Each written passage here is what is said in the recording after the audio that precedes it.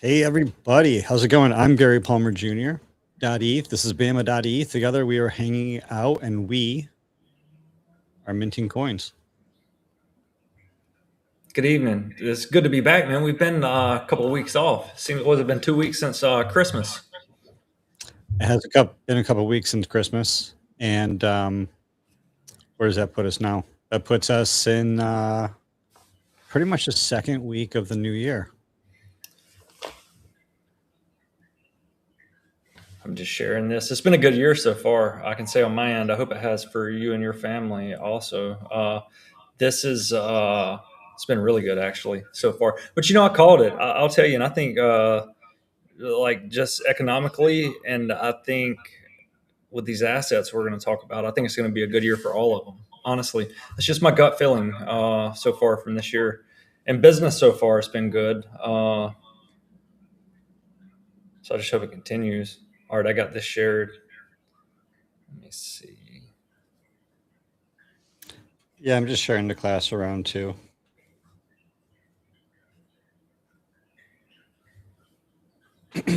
Yeah, throw it in those secret chat rooms.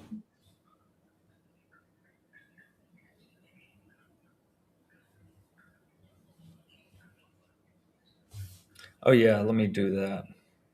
What are you sharing? The red one or the blue one?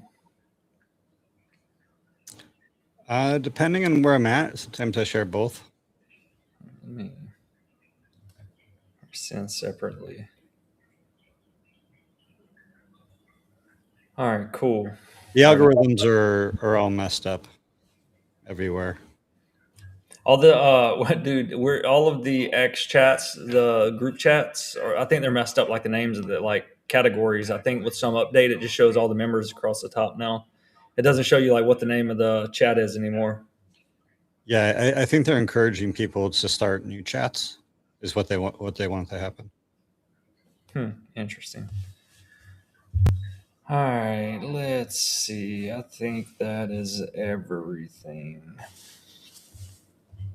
I sent you a co-host invite. All right, I'm coming up. Can you send it again? Yeah. Let's see here. Why does it say that? All right, you're invited to co-host. Accept. You're now a co-host. All right, there we go. All right, perfect.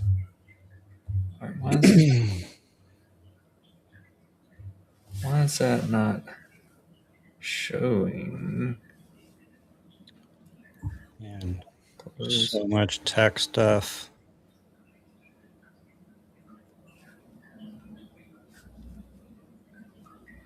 Yeah, I'm glad. It was a whole feat getting my webcam and my mic hooked up. I'm glad you could take the rest of this. I'm glad you could ghost drive the rest of this technology, Gary. All I got to do is show up with a big mason jar like you do of water. Now, I grabbed 2 water bottles tonight. I thought about that before I got on. I was like, Gary's probably going to have that huge jar again. I said, so I'm going to grab 2 water bottles. I'm not going to run out this time like I did last stream. I'm totally going to run out too. Yeah, no, I'm midway through my first. Man, there's a lot to get caught up on. There's been a lot that's happened since the last time we was on here, just in space and whatnot. Has there? I suppose there has. Yeah, anyone in the Twitter Spaces, feel free to DM me. How does it sound in the Twitter Spaces? How does it sound in Red Spaces or YouTube Live? Or if anyone's like watching on YouTube, feel free to hit us up in the chat. Let us know how things are going. Yeah, it sounds good. Sounds good to me. Let's see.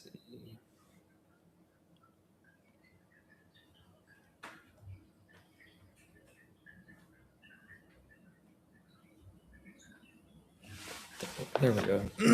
It's like a lag on the live video. If you know anyone that's credible,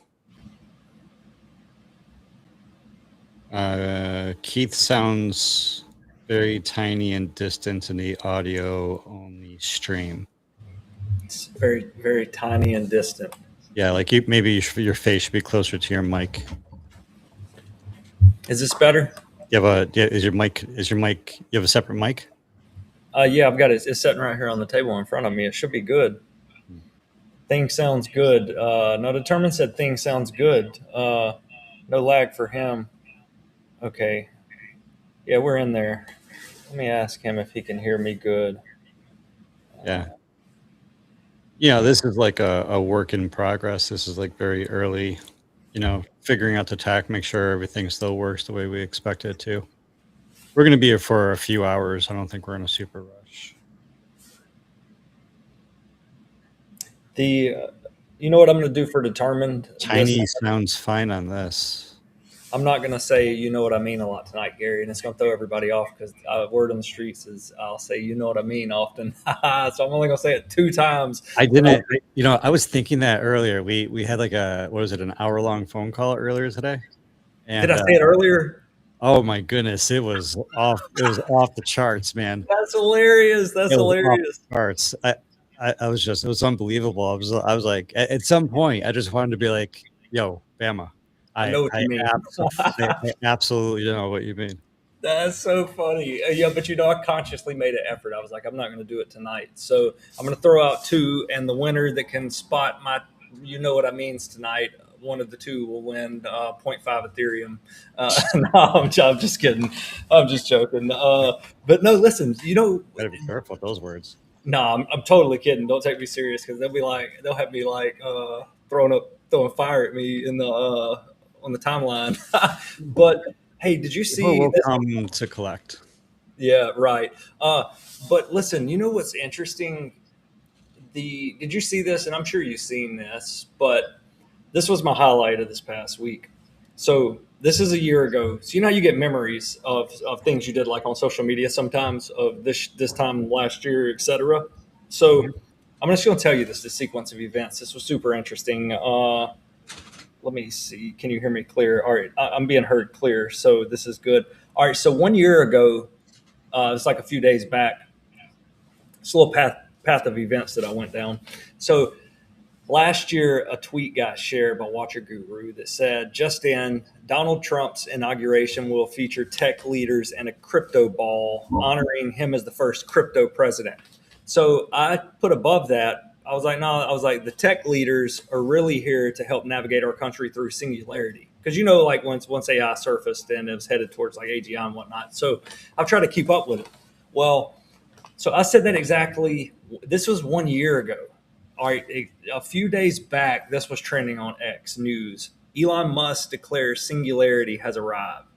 So he made a couple. So he said 2026 will be the year of singularity, and that's huge, man. That's like to even talk about. The definition. Here's what's crazy. I don't know where is it. Oh, so this is the definition. Send me the link.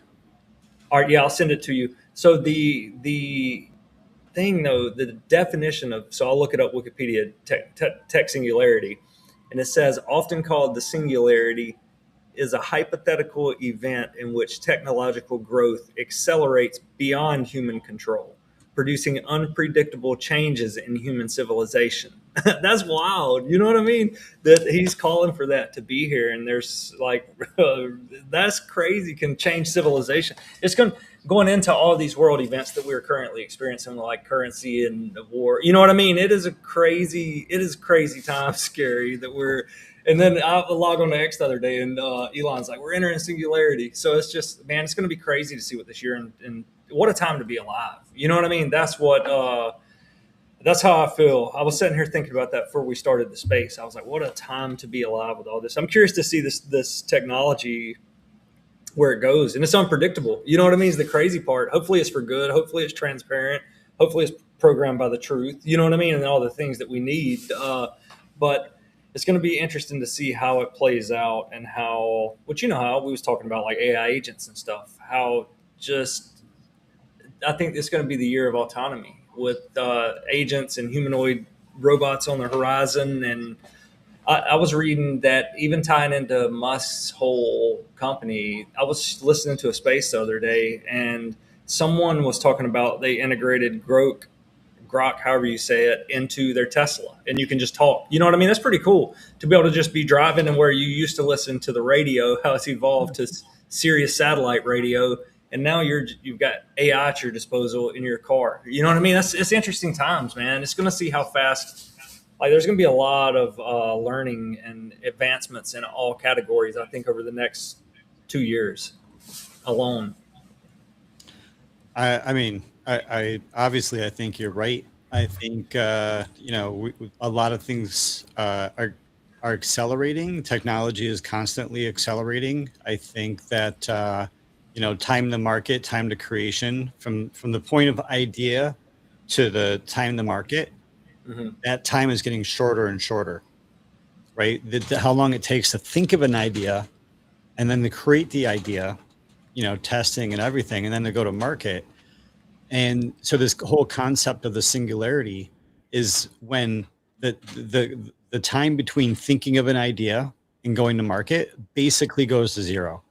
Like, imagine thinking of an idea, and as soon as you think of an idea, the idea is instantly created. Imagine thinking of a physical thing, and as soon as you think about it, it can be manufactured, right, at the speed of thought, almost.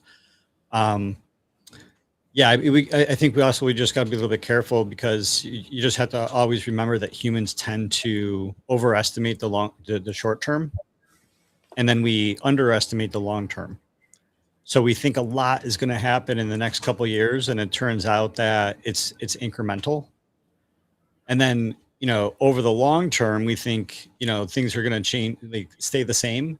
But over the long term, there's like drastic change in the world. And so, the singularity is upon us. It's super serendipitous how, at the same time, Web3 and cryptocurrency has, in the metaverse, whatever you want to call it, the same time all of this is blown up on the scene is the same time that AI is blown up. And there's not enough people at enterprise levels. There's not enough people at every level who's thinking about this idea where AI creates unlimited, infinite content, right? AI creates infinite photos, infinite videos, infinite words, and cryptocurrency, which is public key, private key cryptology, right? It's called PGP encryption.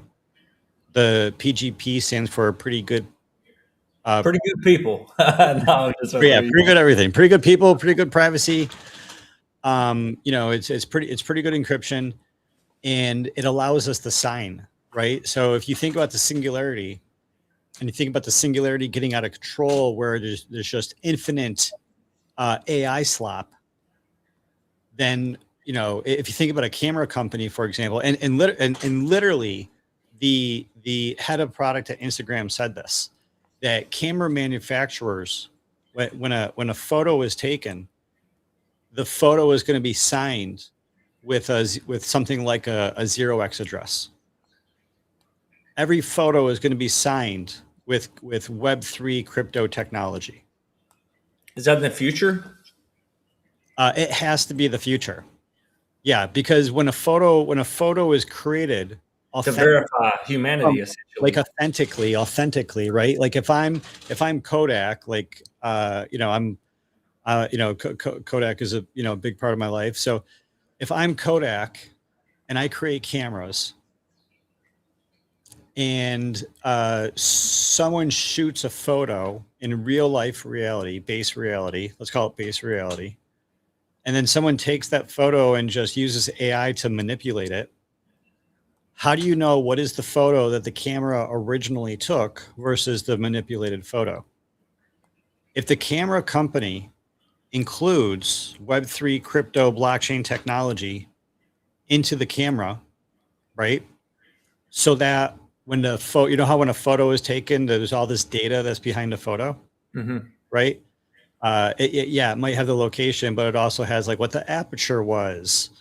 And, there's like information about the photo, like with the photo, you can add a crypto key to the photo. To right? like authenticate it. And yeah, that key authenticates the chain of custody.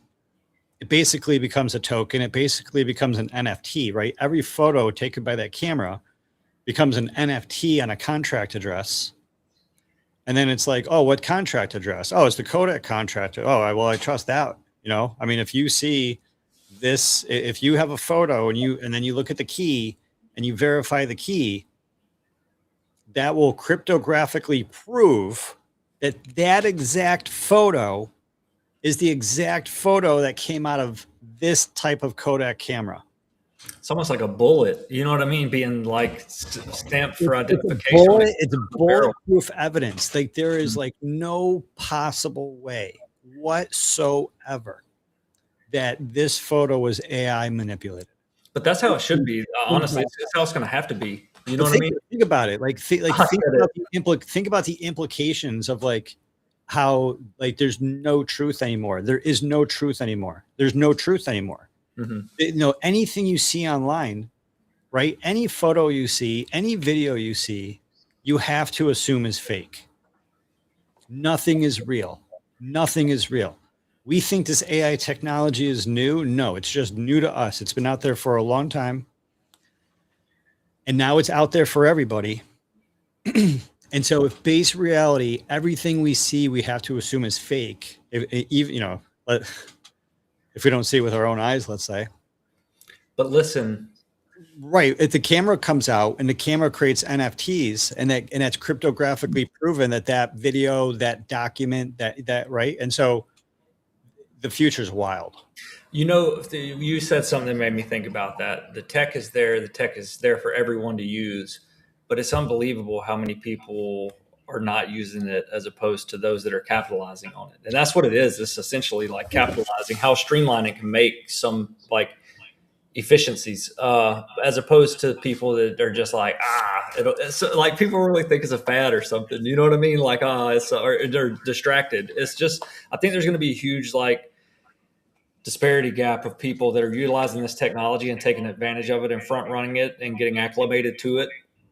And then those that are in denial from the technology. And there's just going to be such a huge advancement of the people that are capitalizing on it. You know what I mean? It's because it can do so much, man, so efficiently. It's crazy. I've told you like it with my professional life, how much it has streamlined things, you know what I mean? And just done like the minute tasks, like the little tasks that are time consuming, where you could take your potential and apply it to a different area. You know what I mean? With anything. And I've said it twice. That's the 2 times.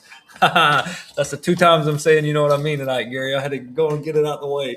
No, I'm just kidding. But yeah, that's it's interesting, man. It's going to be interesting to see how it goes. But it's like, it's undisputable because Elon's a tech savant. You know what I mean? And for him to come out and be the one saying, hey, singularity's here, you know, he already has advanced like notification of what's happening. You know what I mean? If if he's coming out and telling you, hey, this is here, you should take heed. I don't know what you can do to prepare now. I actually researched that. Like, what can one do to prepare? And it was basically like, there's nothing one can do to prepare. It's just like you said, right now, you've got to understand any video, any image you see, understand there's a high potential it could be altered or fake, you know, because there's really nothing differentiating until they do that you're speaking of. I think that's going to come out in all areas. I think it's fixing to this year. You're not going to be able to differentiate what's real and what's fake from a digital standpoint. So that's interesting. It's interesting times. Imagine being an old man and everything in your life being real and coming now to 2026 and you can't tell what's there's a dragon flying out the bathroom window of the White House and it looks, you know, and people are like, so it's crazy times. Scary for real, can be, you know. So yeah, I would say by and large, you know, for the average person, we're already there, that you know, you can't not tell what's real. But in terms of the nihilism, there's definitely something that people could do. There's always something that you can do. There's always hope. There's always optimism, you know. Yeah, I mean, before cryptocurrency, it was sort of like a really dark time. because before Bitcoin, it's constantly been a battle, and it's constantly been a fight, and there's so many people who have come before us to allow us to have what we have today. Hmm. Because our ability to trade monkey pictures online, that is basically having a MetaMask wallet in the 1980s was equivalent to having nuclear weapons, right? A MetaMask wallet was considered nuclear grade weapons technology in the 1980s, and there's people who fought for free speech that allowed PGP encryption to be used everywhere. And now we're at a point where we have technology like Bitcoin, we have technology like Ethereum, we have technology like ENS, and all these different pieces of the internet that these are the puzzle pieces that are coming together to allow people to do all sorts of cool things, right? So on the Bitcoin side, there's Bitcoin the token, there's Bitcoin the network, there's applications like BitChute. Have you gotten down with I think it's called BitChute yet? And so that's really or BitChat. Oh Sorry. yeah, it's a mesh network. I think it Yeah, operates on BitChat. Bluetooth. Sorry about Yeah, yeah, I'm familiar. Someone who came out. You know who came out with that? Dorsey, right? that. Dorsey is the one that's definitely leading it. You Yeah, want me to tell you? who may I be who may or may not be Satoshi Nakamoto. I know that was just fixing to say that. I'll be scrolling through my X timeline, and it'll be like Michael Saylor, like ENS Degens, ENS Talk, ENS News, and then there'll be Sean having Jack Dorsey hemmed up in a corner space of X. Like I know it. Come out and tell everyone. It's so funny, man. I love seeing his posts, man, because he has He got. has a lot of great evidence. No, no, no, no. I agree. He's done extensive research. I met him at. I don't know if it was the same one you was at when we hung out, but I met Sean at Domainer Expo in Vegas, and he was a cool guy. I think he's from New York, but yeah, he 100% has. He's got evidence. He's done the research, and he. Well, that's wild though. But yeah, no, that's interesting. And so let me ask you this. Speaking of that, because I had this thought actually today, where I see Iran was protesting. Did you see they turned the internet off in Iran, and then Musk deployed Starlink? I'm assuming for free, but now the government is jamming the signal so that users can't.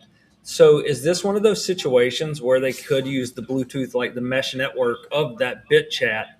You see what I'm saying? I think that, in all seriousness, could be used in a situation like that. Do you understand what I'm saying? Like that. I would think people that have that application could use that there, and it would be beneficial. The answer is yeah. Well, I mean, Potentially. without getting into without getting into like advanced manipulation of technology. Hmm. Um, yeah, if those folks have Bluetooth, like phones that are Bluetooth compatible, then all those phones together can turn their Bluetooth on and create use the bit chat as the mesh network. That's all encrypted too, right?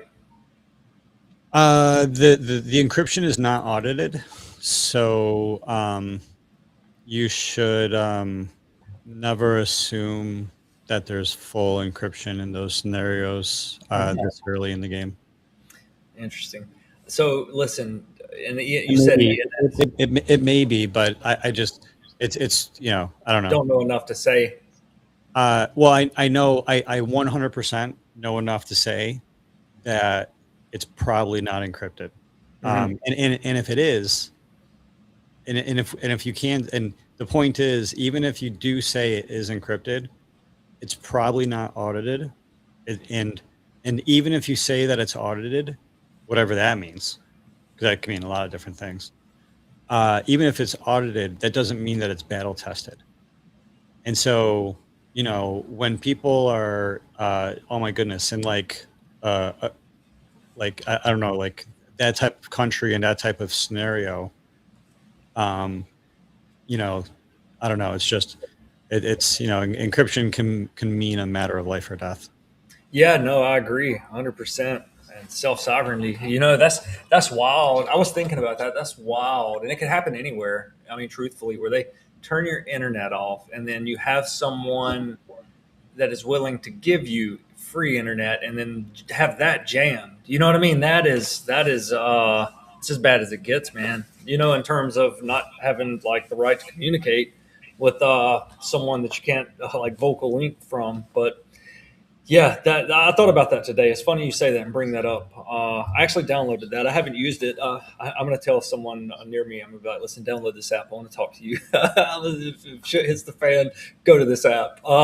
No, but hey, did you see the ENS news? I've been busy, so I haven't posted. This is why I like having these spaces, because I've cut back on posting on X, and now I can just come out and like brain dump of things that are on my mind when we do these streams. But did you see that Vance registration 2 days ago? Vance.eth.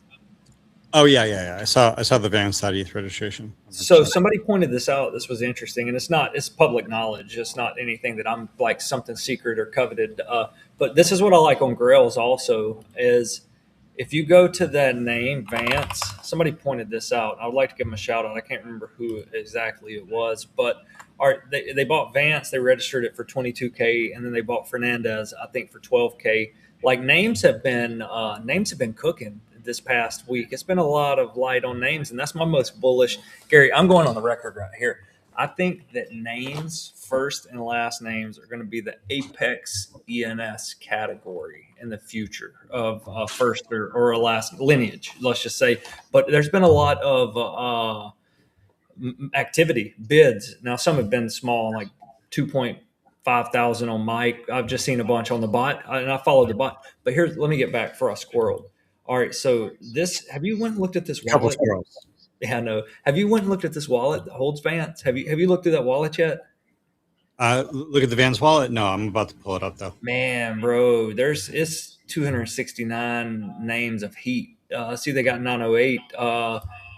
A bunch of names, like a bunch of American names, like Williams, O'Leary. Like, man, you should just look through it. But here's what got me while you're looking through. I'm going to tell you this. Somebody pointed this out. If you go to Etherscan on Grails, that wallet is holding 14 million in on chain, 14 million in ETH that scoop. That's wild, bro. You know what I mean? Just like freaking whales among us, just swimming around, just registering ENS domains. Super bullish to see. You know what I mean? That's like mega bullish. Like that's wild though. Did you know that? Uh, I did know that. I did hear that. And so I did know that wallet had a lot in it. I did know that wallet has some other names in it besides Vance, right? Mhm. It's like the second very good name that it has. What's the other good name it has? So I got to hold up here. Oh, it's got a bunch, man. Williams, this O'Leary. That's just as Bernard, Henderson, Thompson, Robinson. Oh, there's so much heat in this wallet, man. I've never seen this wallet before. Yeah, I'm pulling it up. I think this is my first time seeing this wallet. You know what's crazy? Is that ever like nostalgic for you whenever you're scrolling through and you run across a wallet you never looked at before or seen or come across? I think this is how it was for me. So it was fascinating to Well, just scroll through.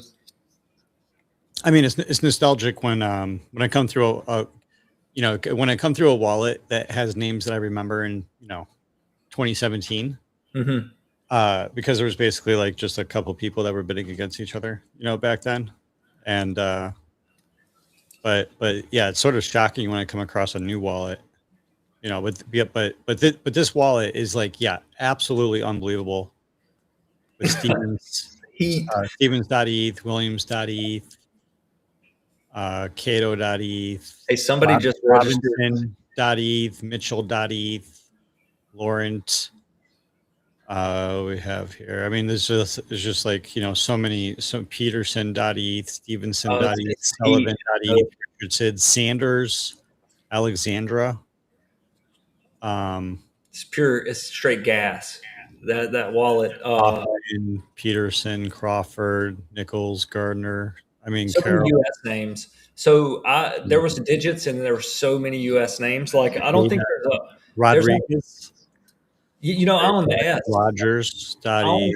own Rodriguez with an S. He owns Rodriguez, or I say he, who knows, Rodriguez with a Z, which is way more popular. But the Oh, similarities, that's Evans.eth. yeah, the similarities between my name wallet and that wallet were eerily like similar. But this was like U.S. names. You could tell this was an There's early. 999 Club 150. Oh yeah, there's like 908 also. 908, yeah. Oh Yeah, my yeah. goodness. Oh my goodness. He has wine.eth. Man, I'm telling you, Throw, Gary, throw everything else away. Wine.eth is where it's at. Gary, that wallet. I was like, Why, geez, but dude, I'll just give me wine.eth. yeah, no, no, I know. Yeah, you got some heat too, Bro, though. But I'll throw, well, yeah, we don't get to. that, Yeah, I'll throw an Ethereum on that. but that's super. Like, because I was like, my wallet's similar to this one. Mine's just like forebears names. They may. Well, Michael. Yeah, that's the other one. Michael.eth. yes, he You know bought about Michael. Remember when he bought that? It was last year, right?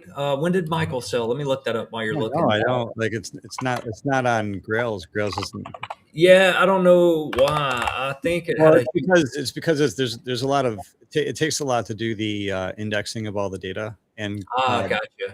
and Brantley did say directly that they were working on that in a live public space. Okay. I mean, so the thing is, like what I know is that they're over the past 5 or 10 years or whatever, there have been multiple six-figure ENS sales that have not been reported. Oh, that just aren't caught by the bot or anything? And like either the bot didn't exist or they weren't caught by the bot, or one thing or another. Like I just know for a fact. Like, I mean, we could talk about it offline. Like we have a spreadsheet that you and I have shared together, but yeah, there's a lot of people that are spending a lot of money on Grail ENS names, right? Like These people ain't single dumb, though. word. They're Do you what? know? Do you know how bullish that is? This wallet with that amount of just on chain. You know, that's not the only wallet. If someone has a wallet like that, public, no, they're undocked. So, but to have 14 million casually laying in there and just buying Apex ENS assets, you know what I mean? That's super promising, man. To see that like whales of that proportion just swimming around, just aping. Yeah, but that's one thing you can tell. They go for straight heat when they strike. I think Vance isn't a popular name. I know it's the presidential, you know what I mean? Ties is why that, but there Oh, yeah. isn't that many Vance. But Fernandez is popular. You know what I mean? It's got a lot of people. It only takes two, right? To make a market, you don't need a million people. You only need two people to sell a house, to sell a car. You only need two people to come in, right, and want the car. And so Vance is what Vance is, and Vance is a single word, first name, last name. I'm sure it has other meanings besides just being a forename and a surname. But according to Grail's AI Insight, if I may share, it's Vance. No, is this right? Vance. What's the date here? January 8th. Vance.eth. No, it's registered. Vance.eth was registered for 7.22 Ethereum on January 8th. And according to the bot, this was a fresh wallet that dropped big on a short fandom linked surname and now holds about $2,000 post purchase. It's a bold identity buy or an aggressive speculator coming to commit most of their funds on just one ENS name.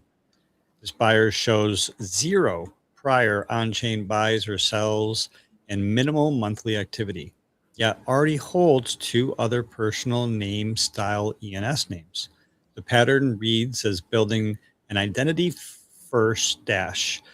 The post-purchase portfolio of $2,000 is strikingly low, which signals heavy conviction or an audacious one-off spend. The string itself is a short surname with gaming and political touch points that broadens the buyer pools. For market watchers, this matters because a fresh account locking down a collectible surname reduces the available supply for identity buyers, and it creates a low liquidity holder, liquidity holder. who may sit tight until a news spike, gaming or political, creates demand. So he must have bought this name with a fresh wallet and then transferred it to his main wallet. Is that what happened? Yeah, I'm thinking so too. I don't know because the same thing happens with mine. Anytime I listen, that bot talks so funny about me whenever I buy names out of my Bama wallet, my hot wallet, because it'll be like some peasant with $13.28 left in his wallet. Like because I have all my stuff like in different wallets and moved around, so nothing like that. I see what the bot's doing when it sees it. It looks it and it looks like I just got dust in my wallet. So it's funny to see, but what's interesting? If you go look at the Ether scan on that wallet that bought it, there's the last two transactions. Listen to this. So the last two transactions were from World Liberty Financial.eth, and the one before that was from WLFI.eth. So I was like, hold on, are they Trump linked? And no. So I went and looked at the, remember when Mofo sold BaronTrump.eth to World Liberty?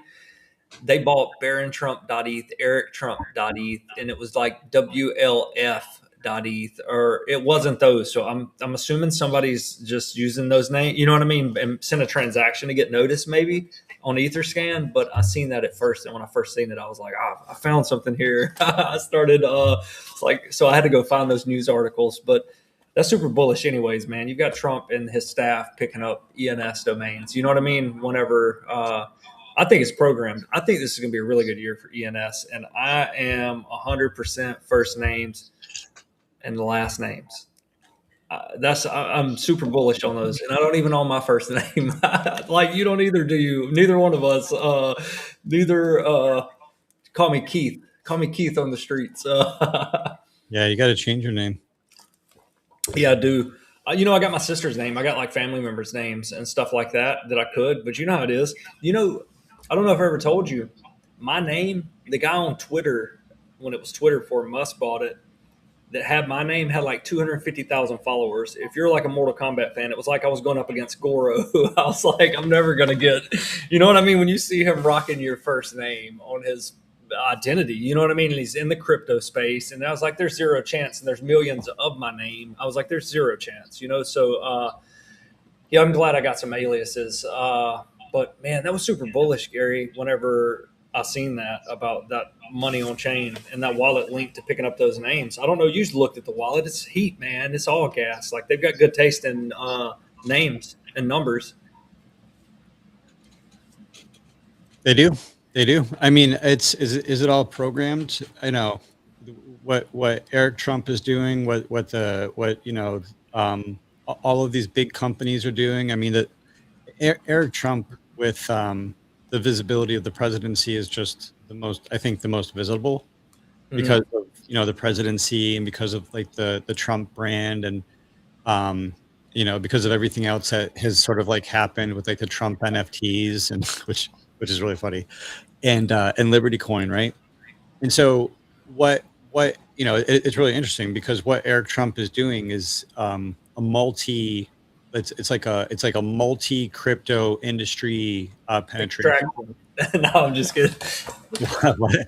I said extraction. No, I was just kidding. Well, I mean, not really. It's like more of a like investment because Eric Trump and I'm not really sure exactly how it's structured. If it's like through Liberty, whatever, or Trump this or crypto that, but they have a huge gigantic Bitcoin mining operation. Mm-hmm. And then in addition to the giant Bitcoin mining operation, they also have the whole Liberty Coin thing, mm-hmm. And the whole Liberty Coin thing is EVM based. And the whole Bitcoin thing is just like Bitcoin mining. So, and just to step back a second, this is like really nerdy, but in like systems, right? In like systems, when things just like happen in the world and when things happen in nature, when things come together, in either natural systems or economic systems, there's this one concept it's called Zipf's law, right?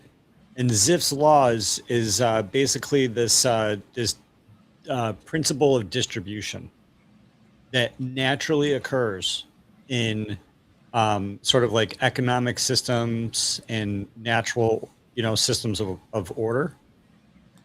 And really simply, what Zipf's law says is that the majority of the economic activity, the majority of the, system activity happens with, basically whatever the majority is the majority, right? Mm-hmm.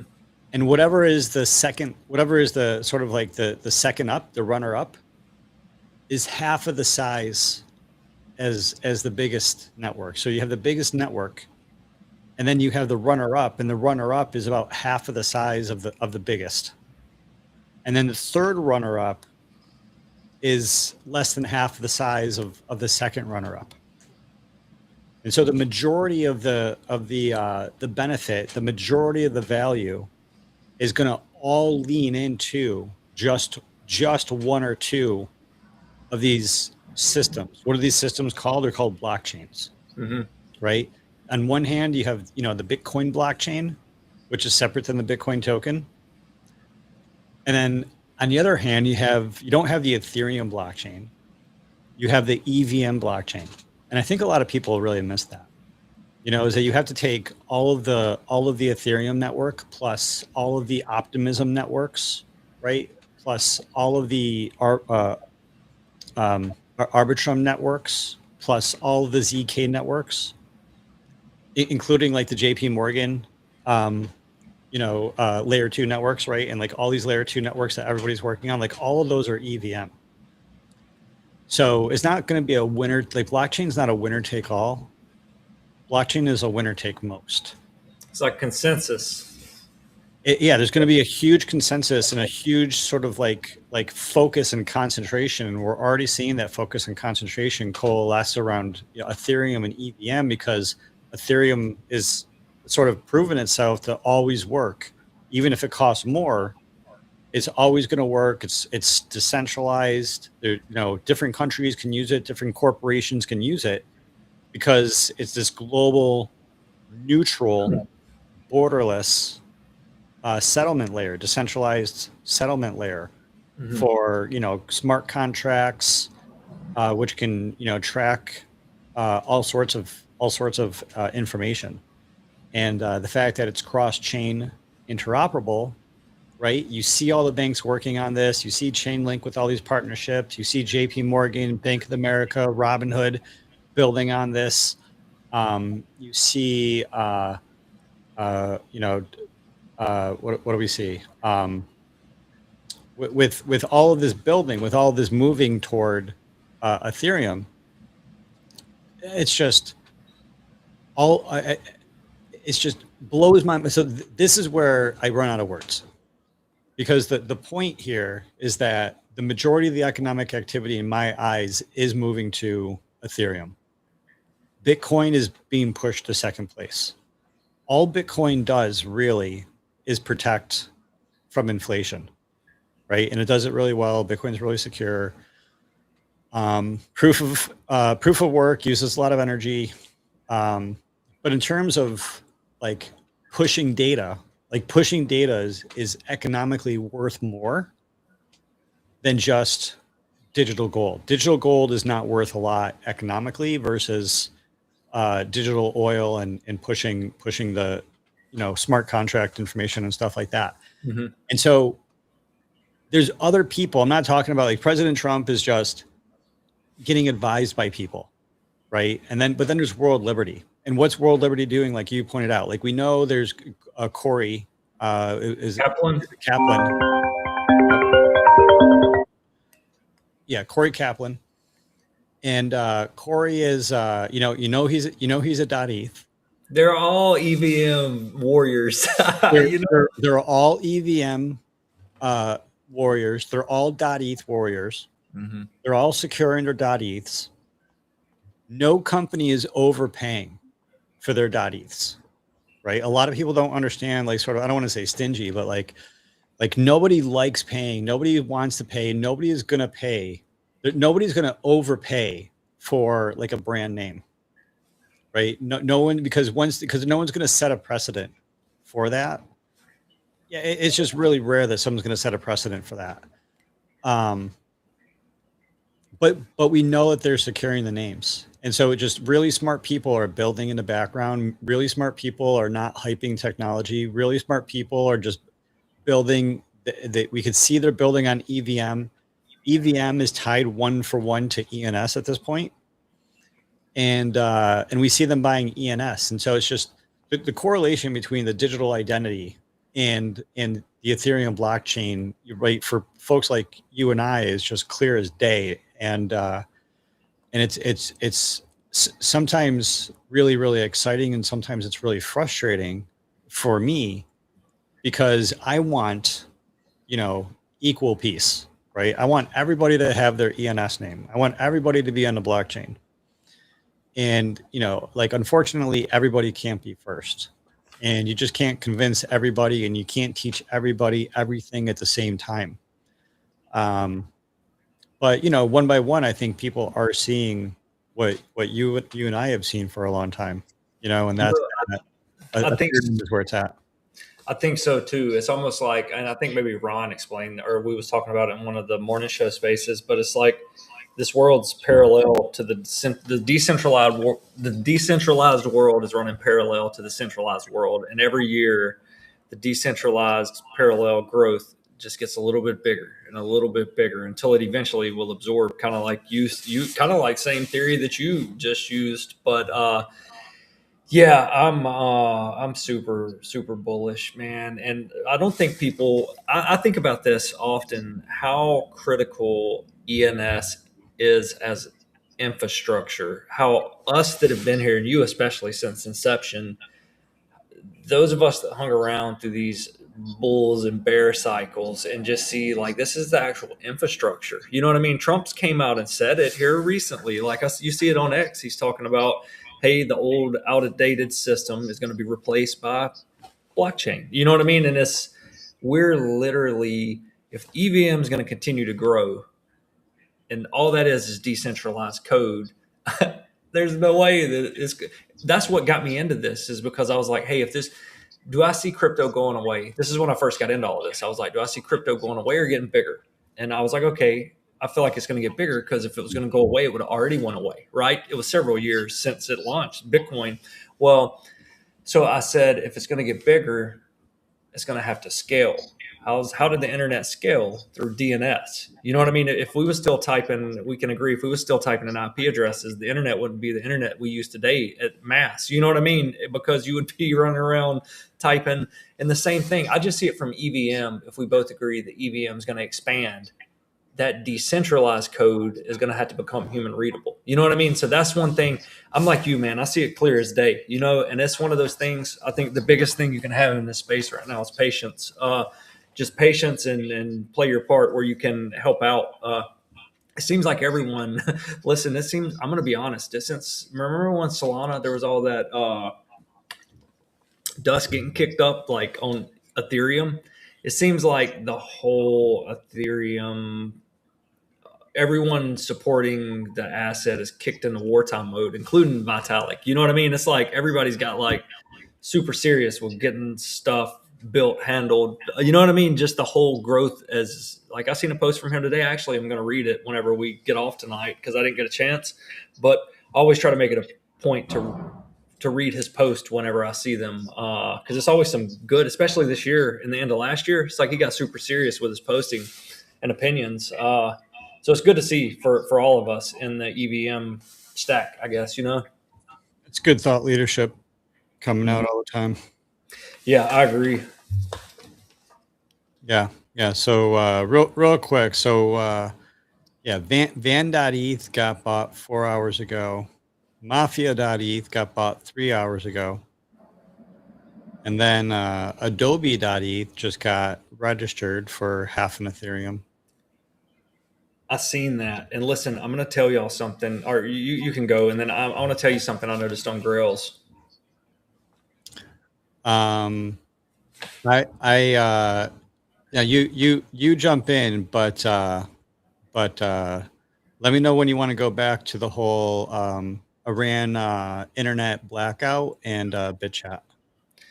Yeah, we'll go. Give me 1 second. I'll bounce on this and we'll go to that. So yeah, the on Grails, I noticed this earlier. Like you said, they're building quickly, and this is a secret, and this is a good one. It's $2,900 right now. But now, when you go to categories, I love this. How Well, secrets simple. on the show.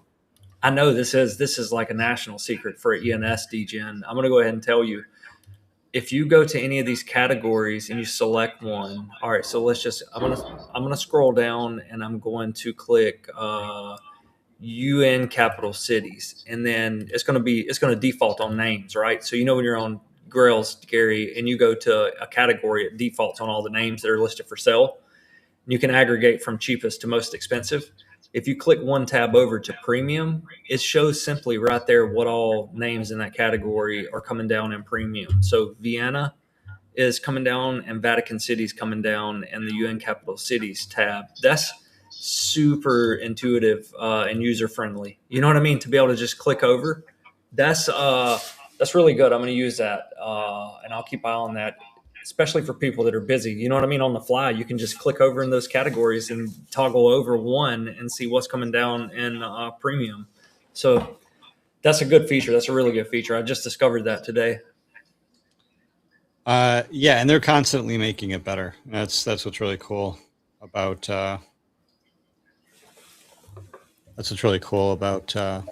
Grails is how quickly they're implementing changes to make it better and better. And yeah, Grails is like super intuitive.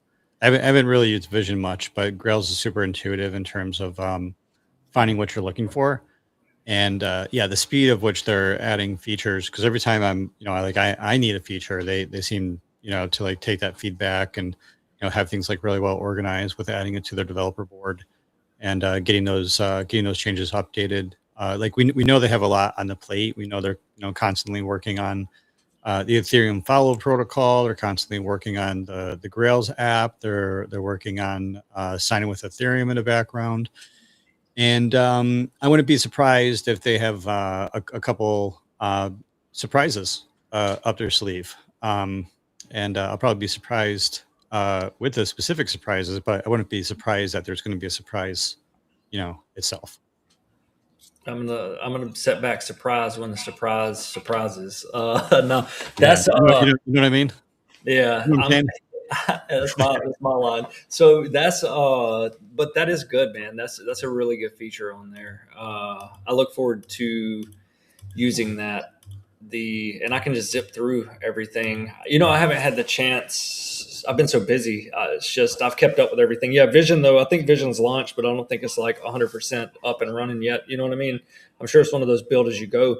I'm just glad the community's got options. This time a month and a half ago, man, it was like wow. Oh, so I'll tell you this: I didn't win, but shout out to the people that were using Grails that won the extension. Did you see that? There was the three winners that won 1,000 USDC, and like two of the winners had like very minuscule registration time. So that's like good odds.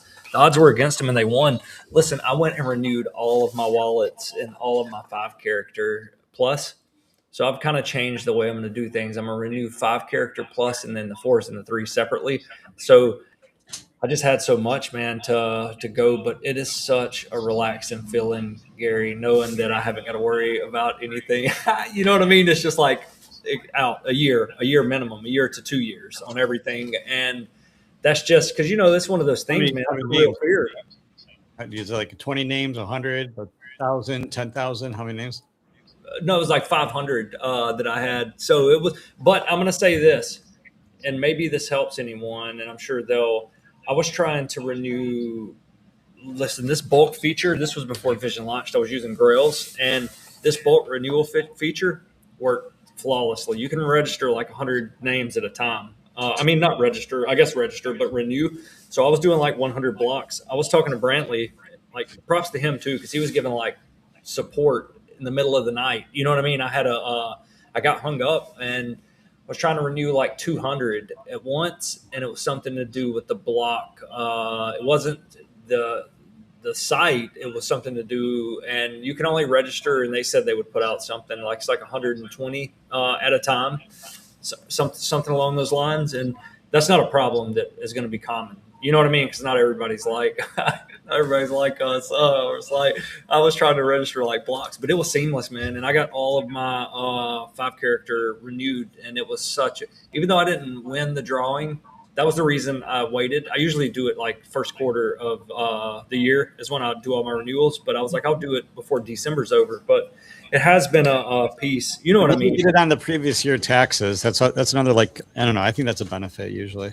Man, my accountant told me I can't write it off, man. I'm always trying to write that off. It's not about writing it off. It's just about just getting it done and over with. And like, Yeah, no, I agree. I'm talking to my account. Like, listen, I can't even talk to people about this stuff. Do you know? Listen, when I got hit with that malware in my wallet, you're familiar. I think I've talked about it on one of these. yeah, I tried to call the police just from a tax perspective because it was like a rather large amount of money. That, probably have a police report. Probably smart. Yeah. I called local to try to do a police report, and they was like, we can't. This is too complicated. It was something like that. They was like, you need to call the Internet Crime Division of the feds or something. I was like, no. I was like, I'm just FBI. That's what you got to do. Yeah, no, 100%. That's what they told me. So I just didn't want to get pinged from like a tax perspective years down the road. You know what I mean? But like you could see, obviously the funds went to like fake phishing contract. But yeah, needless to say, it was still brutal. But what would you say now on Iran with the internet? Yeah, that's a tragedy, man. I hate that. I couldn't imagine not having internet. It's like a basic necessity. You know what I mean?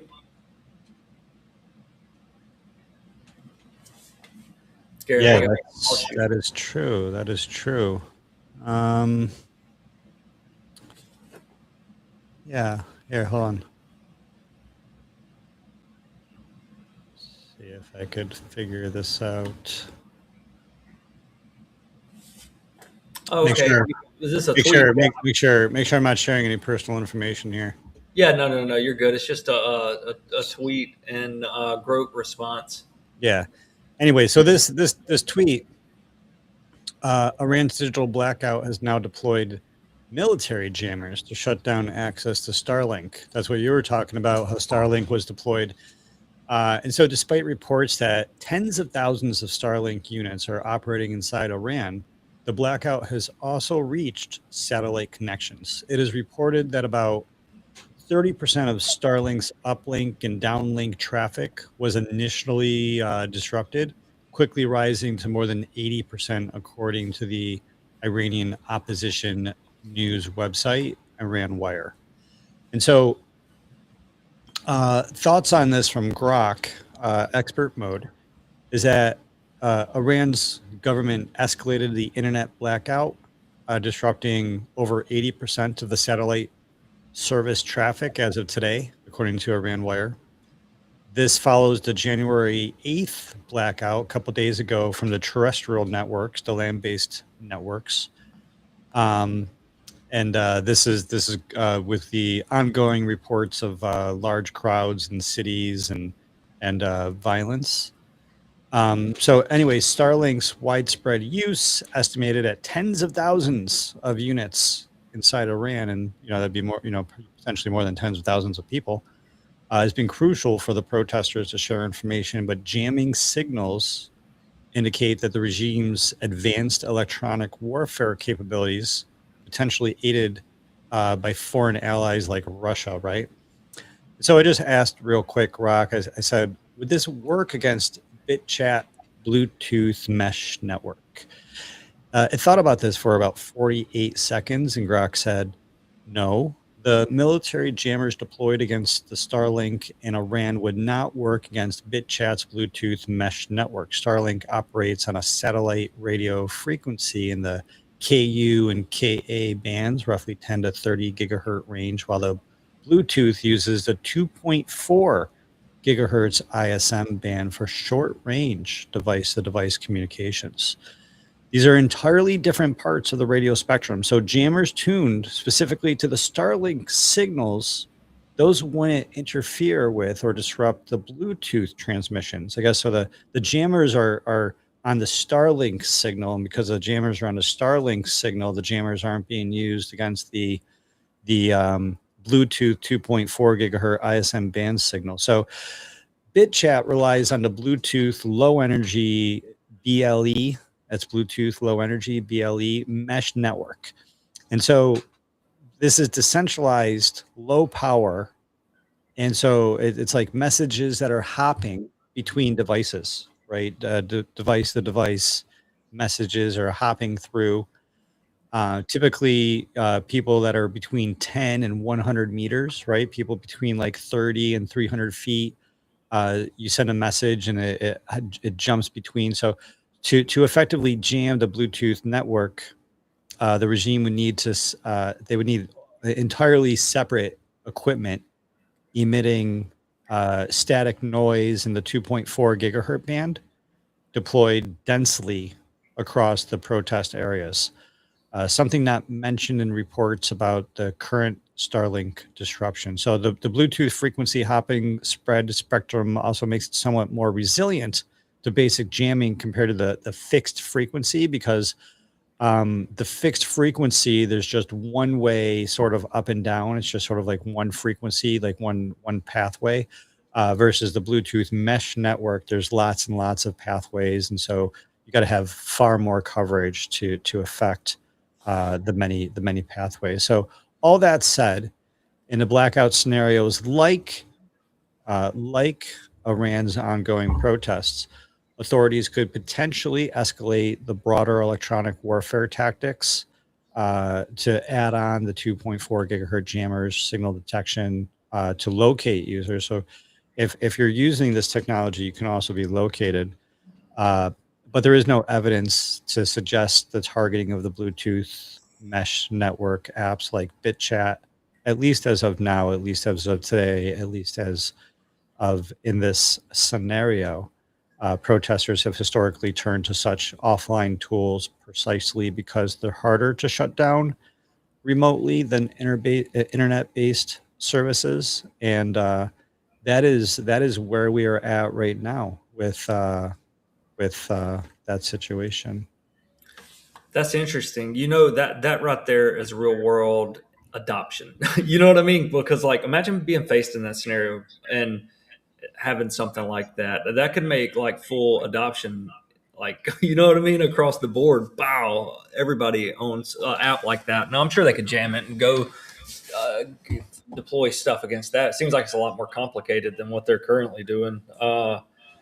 That's interesting though. That's good to know, man. I'm telling you, I'll be using Grok for all kind of questions. That was really insightful. You just popped that. Did you pop that article into there and it read it and gave its opinion?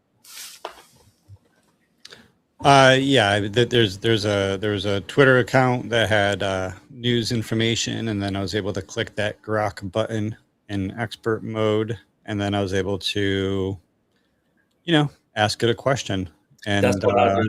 I and use expert. we share that information, and we still need to verify this information, right? We still need to, it all is based on my, technical background, that it all sounded accurate at first glance.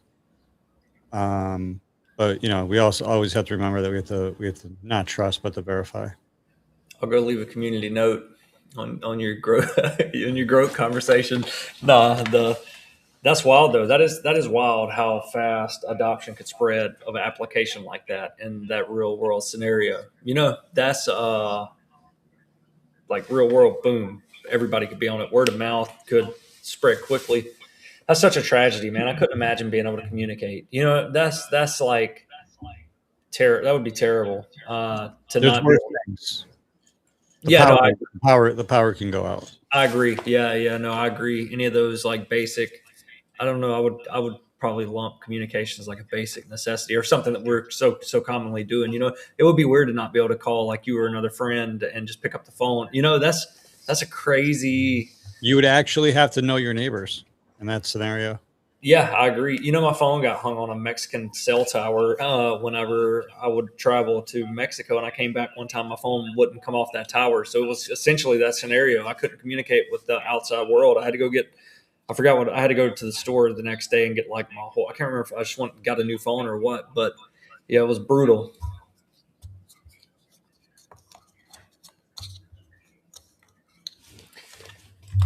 Yeah, but that's super bullish. I think this year for ENS, everything funnels back to ENS for me. I'm just honestly accumulating Bitcoin at this point. I've got and I'm sure you consider outside of like my Ethereum holdings and how many ENS domains, I look at those as leverage bets. If Ethereum is going to be and continue to grow like we've discussed, these premium assets are like leverage bets. You know what I mean? On Ethereum is the way I look at it. So I'm like, I'll just pick up Bitcoin. That's what I've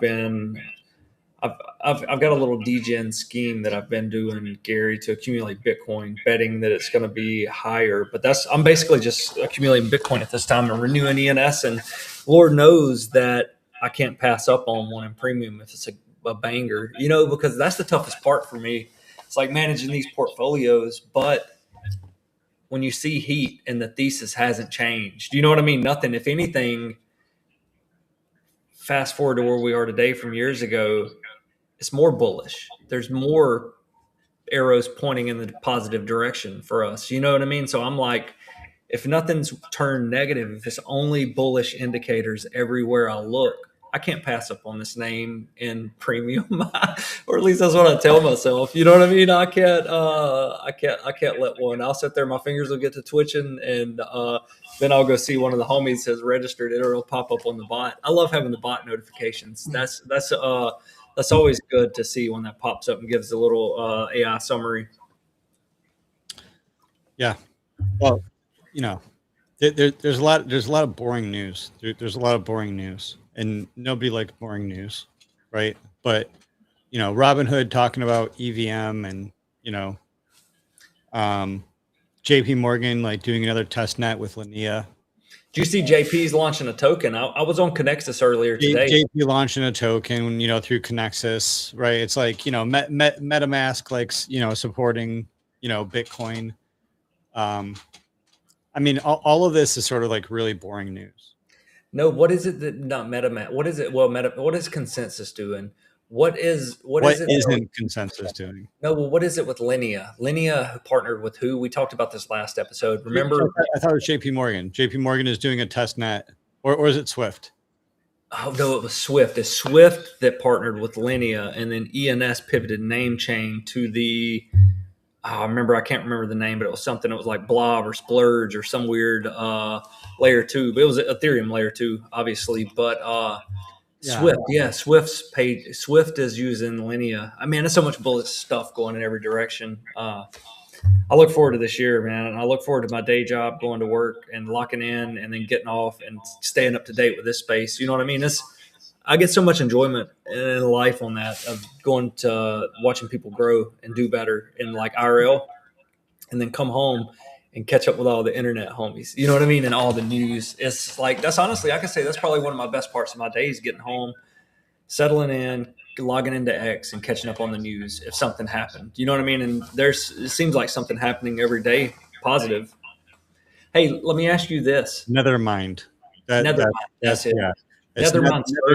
Nethermind's Surge. Okay, yeah. Why are they calling it Surge? That's like an Ethereum upgrade, right? Wasn't it? Yeah. It's like Grok it. Anyway, it's surge.wtf. Though, so they're creating a scalable, decentralized, interoperable roll-up solution for the community. Yep. So that's Nethermind's surge.wtf.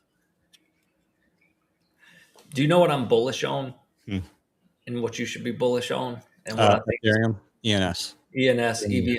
We've been talking about EVM, but I don't even think some of these new, especially if I've got some of my followers from socials logged in today. It stands for Ethereum Virtual Machine. Tell them it's like the all-encompassing, Gary, of everything. Yep. It's all the Ethereum blockchains all connected together into one super chain. Super decentralized chain. Hey, but no, what I was going to say is this is going to be fast and cheap and decentralized. I've read so much news on this, the Clarity Act on the 15th, or the Genius Act. It's something big is going to be this week with crypto. I think there's going to be some really big moves. I think there's going to be huge volatility this week.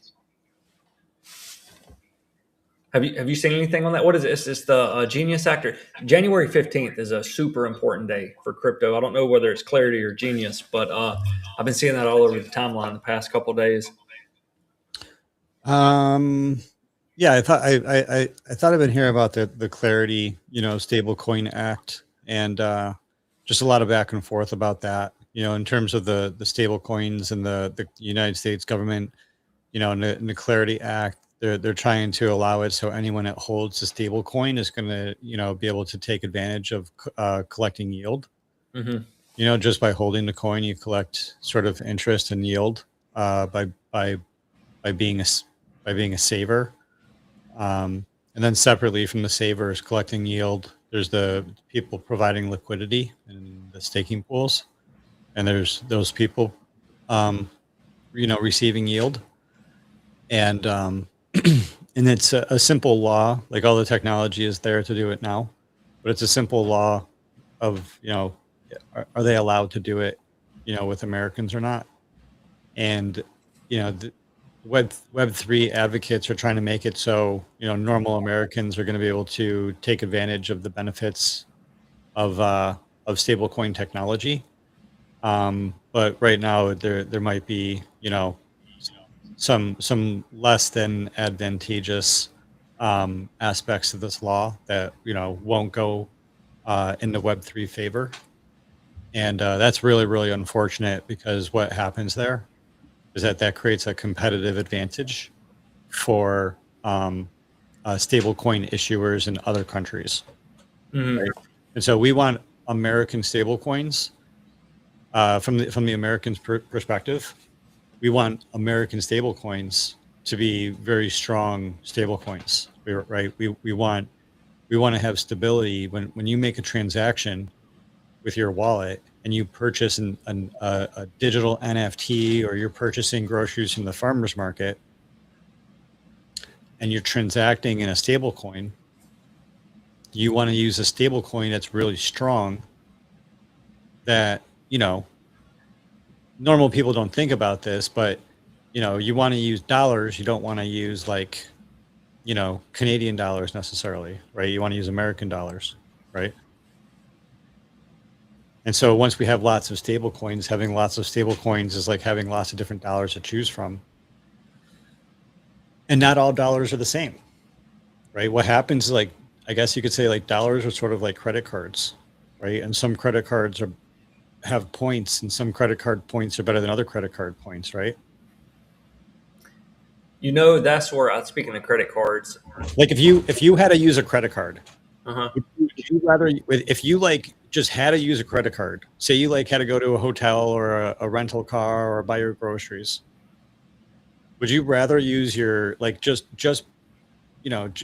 in terms of, are they going to accept it, right? Are they going to value your money? Are you going to pull out a Visa or a Discover? Like, the Visa is just the guaranteed card that's going to be accepted. Yeah, it's like they're going to charge me a fee for my Amex. Every merchant in the entire world that accepts credit cards is going to accept Visa. Yeah, I agree. I think Nobody is going to accept credit cards and then not accept Visa. yeah, I agree with that. And so that's like having the dominant stable coin. So imagine more people wanting to trade in your state. Like stable coins are weapons grade technology.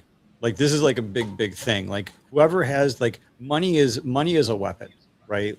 Money is a economic dominance. It's the dominance of an economic system is the currency. And so stable coins is going to be the same thing. You want your stable coin to be a really big, really strong stable coin that can transact in billions and trillions of dollars, of not just market cap, but billions and trillions of dollars of freaking liquidity. Right? That's what's happening right now in these stable coin. These are stable coin wars with what's going on with Tether, all the the FUD and the fight of people against Tether, and everything happening with USDC.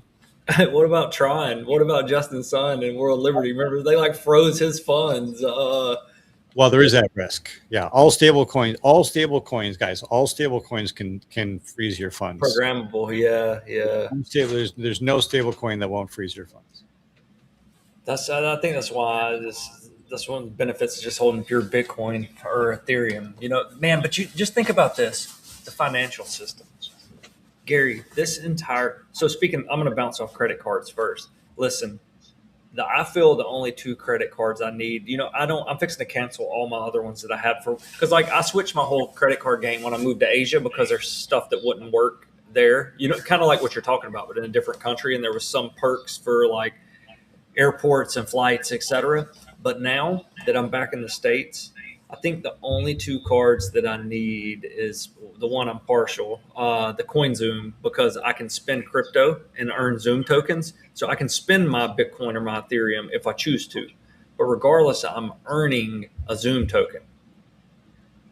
And the Coinbase One card, where I can earn pure Bitcoin, it's an American Express, so you get all the benefits of that. You know what I mean? Of like, hey, dispute, etc. Whenever you have some kind, and I haven't had any, but I love the fact of just earning 3 to 4% in pure Bitcoin. You know what I mean? I think that model.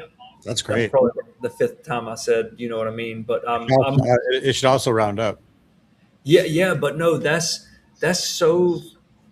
Credit cards are going to get demolished, but they're giving you these points that are depreciating assets, essentially. You know what I mean? These credit card points are pegged to what, a penny, and the penny's essentially losing value as the items go up. You know what I mean? Plane flights ain't getting no cheaper every year. Well, I just see those two having and earning pure cap supply of Bitcoin, or spending my crypto that I want to and earn Zoom tokens. But that's just two of the things. I think these credit card companies are going to have to adapt, or they're going to get absorbed. That's one thing.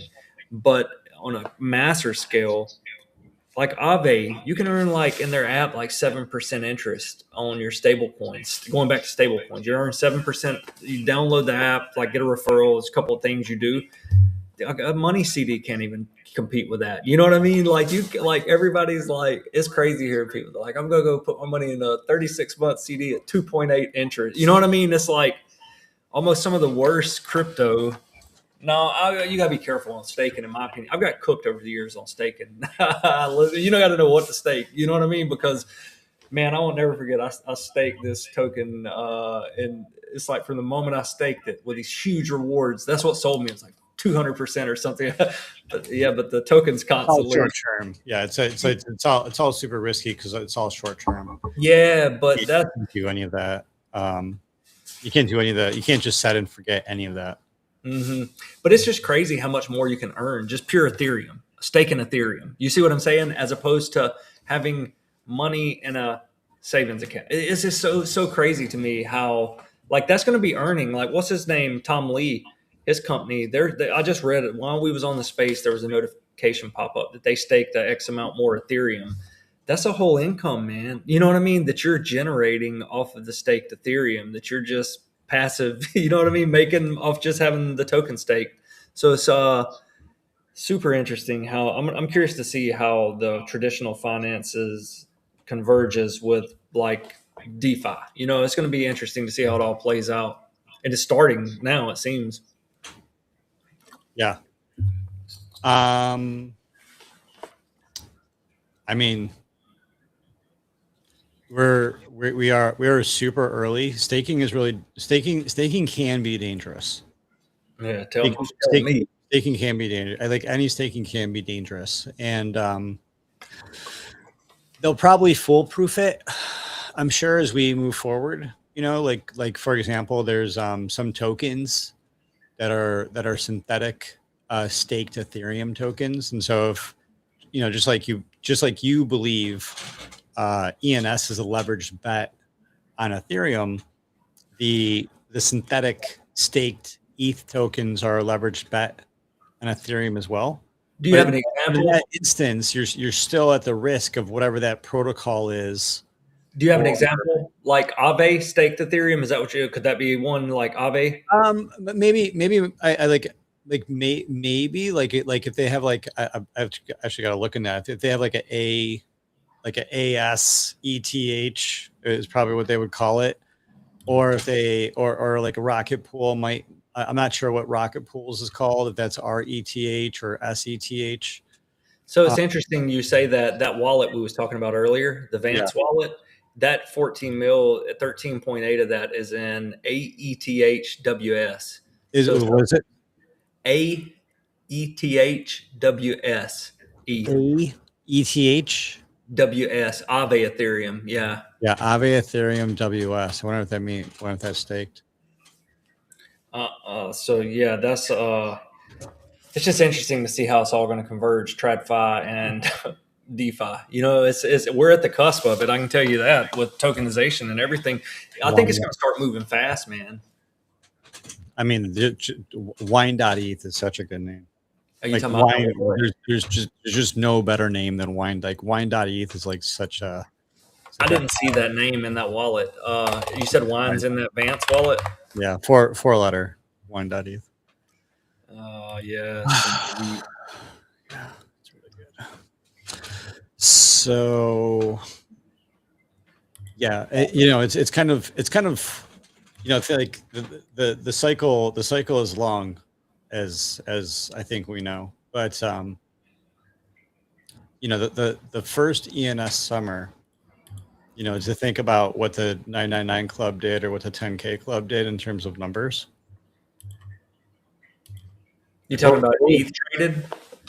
yeah, like what was the USD floor for 999 club? I think it was like It was like 30 grand, or at the peak.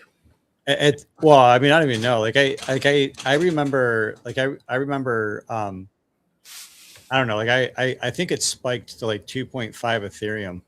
And so I don't even know what Ethereum was, if it was like $3,000 or $4,000. So, that would have been, basically like, I don't know, like maybe as much as like 10 grand. But then there was the 999 club, and that was obviously much more. I mean, those were like 30 Ethereum, right? God, yeah, dude, yeah. Let's speaking of, Pretty sure the 999 club went 30 Ethereum floor. So, this is the first ever right. that was like almost $100,000 floor for 999 club. Yeah, you want to talk about that? Listen, I remember. So, like in automotive, like, and they use it in boats and any like goods. The auction, like the ACV, the actual cash value. Like, you know what I'm saying? When you appraise something, the ACV on that item would be X amount of dollars. Listen, so I'm going to tell you something funny. I was like swimming around in the ENS trenches. And I remember when the first run on the digits happened. And I remember, Gary, I remember going and typing in the old ENS app like 903 and it being green. And then like 139 and it being green. And I was like, and I remember all the chatter and Daniel. What's interesting, speaking of Daniel got hits, is I see some of my friends on Instagram sharing his tweets now, and like they're not in crypto, and he's like, you know what I mean? It's just interesting how the worlds are converging. But remember, he like sparked it all Daniel, off. Daniel's rather, influential, Yeah, and no, I agree. yeah, Zero fucks given. I respect it, but he kicked off 999, and listen, he's doing really cool things right now too, in terms of yeah, I love following him, his takes on things. But listen, I seen all those digits, and everybody started talking about them, and I was like, why would I want one of these? I'm going to get ACV.ETH instead, Gary. And when I tell you, I registered ACV.ETH and I put it as my identity for a while on X, and I sat there and watched those 3-digit numbers that I watched that were green on the ENS app go from 1 ETH to 3 ETH to 13 ETH to 17 ETH. I was fully, that was when I earned my stars and stripes in the ENS. I was fully like desensitized to my emotions of the like you go through the peaks and then the red. That was me. But so I'm glad. I look at it like this. I'm grateful that we've got another chance or users. You know what I mean? That because man, when you seen how it went ballistic, man. It went so crazy, so fast. It was, man, that was like euphoria, Gary. It was anywhere you looked. And you said Novak's earlier. That's interesting. I would log into any of these spaces, these crypto spaces, like the Timekeepers Club or the 10K Club, and he would be the host, and he would be behind the account. And I don't know how that dude stayed up and was just everywhere, everywhere a space was going. I felt like he was hosting it. I would leave one space and go to the next, and it would be Novax as the host. But I learned a valuable lesson about those digits, those 3 digits, whenever I registered ACV, and I was like, never again. So I had to pick me up some whenever they came back down. I'm grateful they did to give me an opportunity, honestly. Which I'm sure it's been painful for some holders. That's just like base C holders. You know what I mean? Anybody that's wrote anything from nothing all the way up and then back down, but that just shows they could do it again. I mean, this freaking stack to the holders to hold these assets. You know what I mean? I'm honestly, that's like I said earlier, I'm trying to accumulate. But that Grails category is going to help me a lot. For someone that has a lot going on, you can just go and check premium. You know what I mean? That's a super important button to me. I can just go click the button, see what's coming down. But yeah, I think this is going to be a good year. ENS. I think I want to see this. Hold on, let me see. What is it?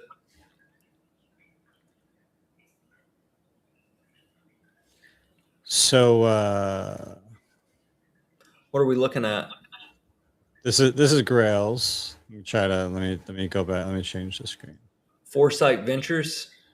Oh no, this is just Grails Explore. Just click Explore. Okay.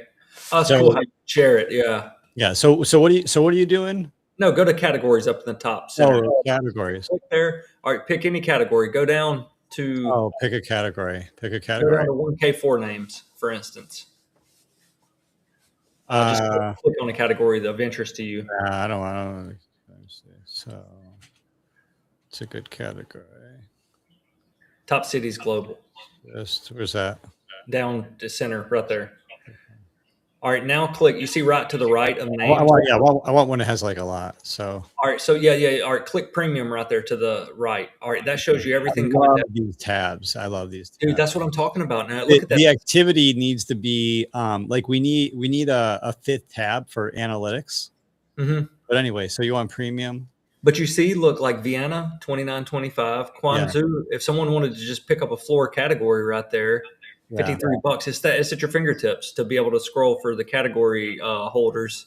That's a really neat feature right there. So I don't know if he's listening or if he watches back, sees this, anyone on their team. That's super handy. It's how you can just go and see what's in premium right there and not having to go to, because if I recall correctly, in the past, you would have to go and actually aggregate a premium search. You see what I'm saying? And then narrow it down by category. But to be able to see it all right there in toggle, that's super handy. Because that's how I'm forebears categories. I just go like snipe 5 character or longer, anything. You know what I mean? If it comes down. Y'all can find me lurking in the forebears first names, last names, and some of the others. Yeah. That's all I've been accumulating, which I grabbed Broncos from Bloom a few weeks back. But just names, first names, last names, popular ones. Yeah. Cool. That's cool. Well, the Grails is like really, really good. Like, I mean, the Vision site is cool too, but the Grails site is definitely allowing me to discover new names and new categories. So it's been really advantageous. Gary, you remember that name that you went and registered? I was watching that movie a few months back. Do you remember that? This is a blast from the past. That director that had the ENS in his movie. Oh, yeah. You remember that? I need to re-engage with that guy. I'm not sure if I still have that, but I'd rather get that to the owner. Yeah, no, 100%. I need to reach out to him again. That's crazy. That's mainstream though, to have to be watching Netflix and see someone sending to an ENS in a phone app. Yeah, I know. I gotta at least make sure that that it's set up to point to my wallet. So if anyone tries to, I'm gonna take that image and I'm gonna put it on a Christmas card next year, and I'm gonna send it to everybody that laughed at me for when I was trying to be this weird evangelist talking about Bitcoin and ENS, and I'm just jokes. That's funny. Now, okay, so we need a poly market. Like I'm not a poly market user, I need to educate myself more on the poly. But we need a poly market bet of when we're going to see the first Super Bowl or mainstream sort of national TV ad, which has like a .eth name in it. I think Have you ever used Poly Market? And no. can we do a thing that says like is it going to be like the first half of 26, the second half of 26, 27? You know, I need to reach out to DYOR. I know DYOR and Address, I think, are pretty big on Poly Market. I see them posting some of their winnings. That would be interesting to create. It's coming. I ain't no telling which year, but yeah, that's I could see it coming. I mean, that was like an indie film that I was watching, but it's going to gain. I mean, if it continues to gain, like there's some senators, man, that have ENS. I'm sure you know that. You see them lurking around on X. They'll have their ENS in their profile. That's super bullish. what You have ab- U.S. senators. what about that that post where James at Oh, I know what you're talking about. I'm going to read your mind. yeah, I'm trying I to know. find because I quote tweeted it. I was like, what? Yeah, yeah, yeah, yeah, yeah, yeah, Yeah, yeah. he said this year governments will be beginning pilots, like pilot test programs, using ENS subdomains for administrating services. I'm going to click the Grok button, and then I'm going to say, what governments That's are bullish, they Gary. talking about? That is super bullish. James has been cooking with his post too. I'm not even going to lie. Yeah, James is a cool dude.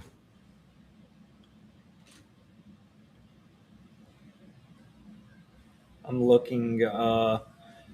Yeah, this year governments will be beginning pilots using ENS subdomains for administering services. And then did you see at the bottom where it said they will need ENS to coordinate naming standards between financial institutions?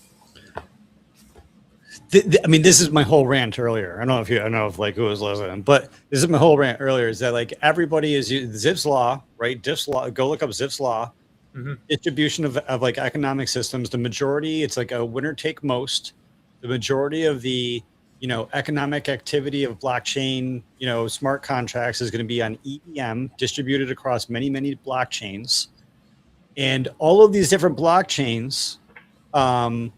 For what you're talking about, and like governments talking to each other, and Swift and JP Morgan and the banks talking to each other, all of these, and then governments and banks talking to each other, and just commerce talking to banks and governments, all of these different systems have to talk to each other. They're all going to be talking to each other like on the settlement layer, so there's different layers, right? So there's centralized layers with off-chain, right? Off-chain data, Tie right? Swift into this. Can you tie Swift into all this that you're about to say with what they're doing with Linea? Is there going to be part of this? Is what where you're going? I can, but just yeah, I'll tie that in. So it doesn't matter if you're talking about Swift or JP Morgan or the government. Okay. Every single one of these entities has data that is off chain, maybe centralized, right? Off chain data is loosely connected, like then on chain, right? They take their off chain data, and then somehow that gets like added to their Connexus blockchain or their Onyx blockchain or their Swift Linea EVM blockchain.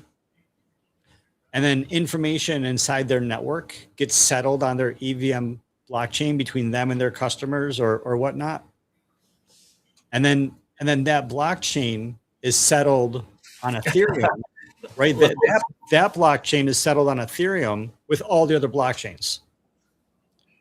So if you have one Ethereum on Ethereum, if you have $10,000 in USDC on Ethereum, and you send that USDC from Ethereum to Swift's, this is your question, 10,000 USD from Ethereum to Swift's Linea sidechain, then that's like cryptographically connected that happened, right? And you have that money instantly, huh? And then it just settles instantly. It settles potentially instantly, not necessarily instantly. Depends on the layer 2 EVM, but it settles for sure. Within some period of time, potentially instantly on the EVM blockchain or back to Ethereum, depending if you're going back or forth too. And then you can do whatever you got to do on Swift's blockchain, and just make things. But then you have the Ethereum blockchain, you have all these optimism blockchains, like Base, and you have all these Arbitrum blockchains, like Ape Chain and whatnot. And then you have all these ZK blockchains, zero knowledge proof blockchains, like Linea, I suppose. And so there's lots. So every time you hear about a new blockchain, it's like, oh, Amazon makes a blockchain or Robinhood makes a blockchain. Then it's like, oh, so which layer 2 is that connected to? Is that like an Optimism? Is that an Arbitrum? Is that a ZK? And then each of those are connected to Ethereum. And so you just see how you have all these different blockchains, and they're all EVM, and they're all cryptographically connected to each other, right? You with me? Yeah, I'm following you. Listen,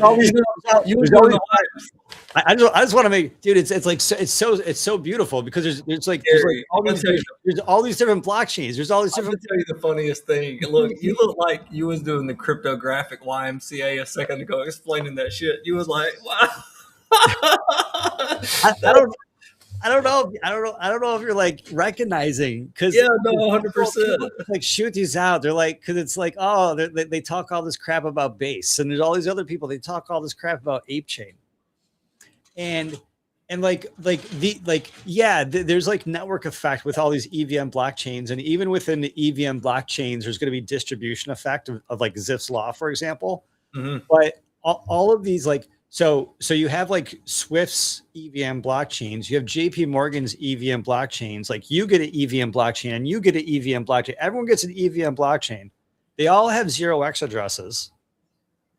And every single one needs to, have human readable like labels and human readable addresses. They got to you can't have IP addresses over the internet. You got to have domain names, and you got to have like human readable addresses.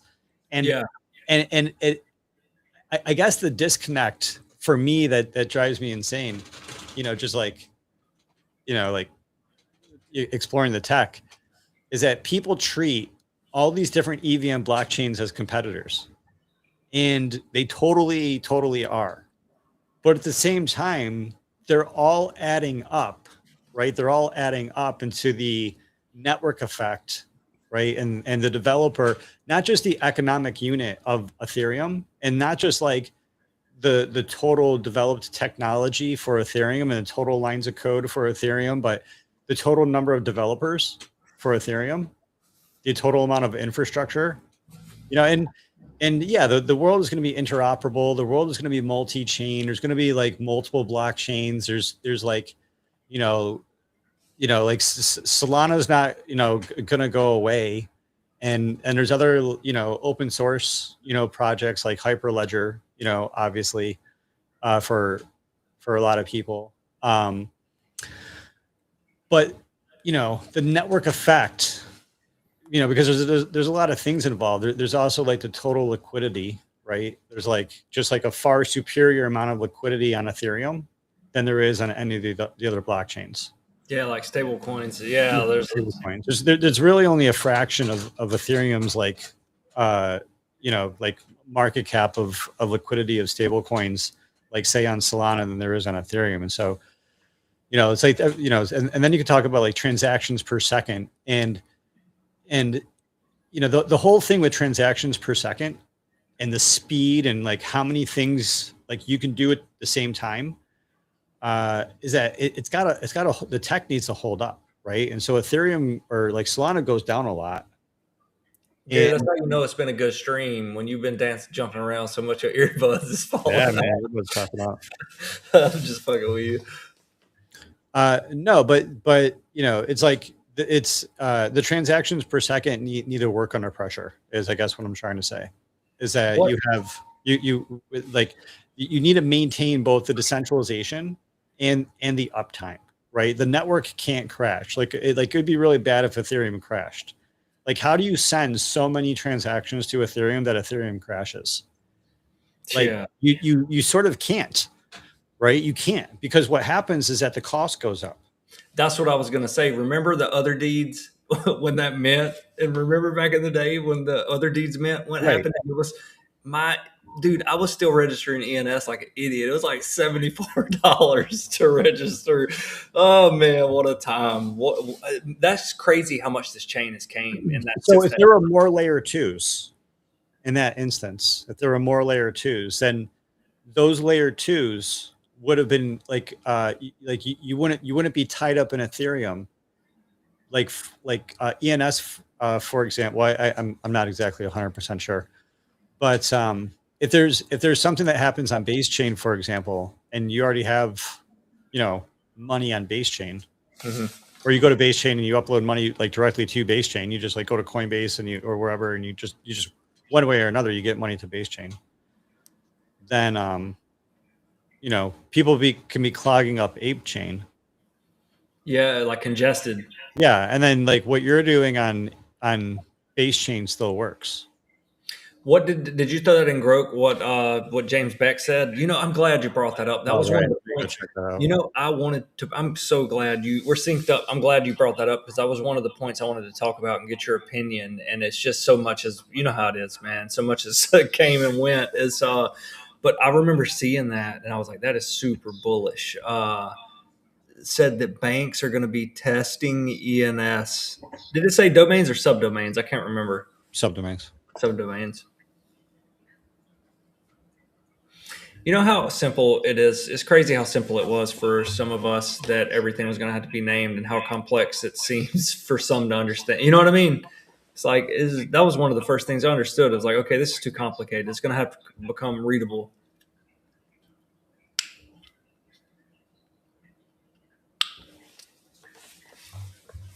Yeah, it's not giving me anything specific. I'm not sure. Yeah, I mean, we can DM James and ask him if there's any public information. No, it's cool. It ain't that big, but I'm glad you brought that up. That is good to know. That was bullet. I'm doing one last search. That was a long article too. And when I got to that part, I was like, oh yes, tell me more. So much bullish stuff going on. Then you got name chain launching this year, ENS v2. That's part of why I need to list my names. I've got my names listed on OpenSea, but on Grails, I need to list. And that's like I told Brantley. And then Vision, once it fully launches, I need to list. And if I recall correctly, I think I heard, don't quote me on this, I may be inaccurate with what I'm about to say, but I thought I read somewhere that Brantley stated that there's not like a limit on how long you can set your listing for, because like I'm not one to really adjust my prices. You know what I mean? I would rather just set it and then let it rock for 24 months or, you know what I mean? Or 12 months. I think 12 months would be fine, but I couldn't imagine. Gary, I see some people that go in on that. Listen, when I used to go and look at activity, I feel like there were some people that had ENS domains and they constantly adjusted their prices all day. It's like I can sit there and watch them in real time, like lower their price by a fraction. You know what I mean? It's like, man, I don't have time to do that. Like I want to set these things with what I think and sit back and hope I get a notification one day. You know what I mean? Or an offer or something. I've got too much going on in life. Not knocking anybody that does, because I mean, we all got to get it but I couldn't imagine spending all day trying to adjust prices on my ENS. So that will be a good feature for both all the marketplaces. If you could do a 12-month listing, would you agree with that? Like a 12-month listing, that would be ideal if you don't want to fool with them often. You can always go edit it. I would say everybody has different goals in terms of who they are, where they are, and what they want to do in the moment. And I would say that people sort of need to be perhaps careful that if you set your name too low and it sells, then yeah, I mean, I don't know what too low is, and so that there could be regret there. And then if you set your name too high and it doesn't sell, then I guess like I guess that's a little bit more reasonable, maybe, if it's a really good. See, it's all personal preference, because if, in my opinion, if it's a bad name, just like set it lower, and like hope it sells. And if it's a good name, you set it higher, and then if it doesn't sell for a ridiculous amount of money because people are like spending stupid money because we're in a parabolic bull market and things are like bozo land, which we are not there yet.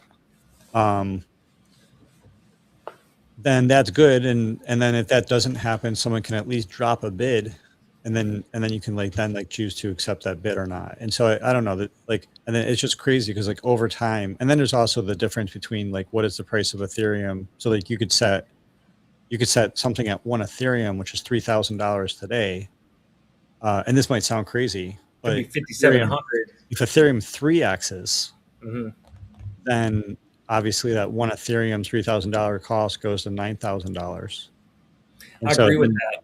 You know, and then maybe that's a good thing because you want to get more and you don't want to sell it. But if it's a low quality name and you want to get rid of it, then you still have to like go. And yeah, someone might drop a bid, but you might need to go back and then just like lower your price. And then you lower your price, and then but check this out: you lower your price, and then the market tanks, and now that 9,000 Ethereum is now back down to freaking 1,500 for some reason. Let's just say, or even 3,000. And then it's like, you know, you set the price to, you know, 0.3 Ethereum, and now you get like $1,000, and maybe that's saving grace because that $1,000 is now better than nothing. But that's like a roller coaster of emotion. You know what I mean? And it's still, and you can see how that's potentially still work depending on who you are and what you want to do. And I don't know.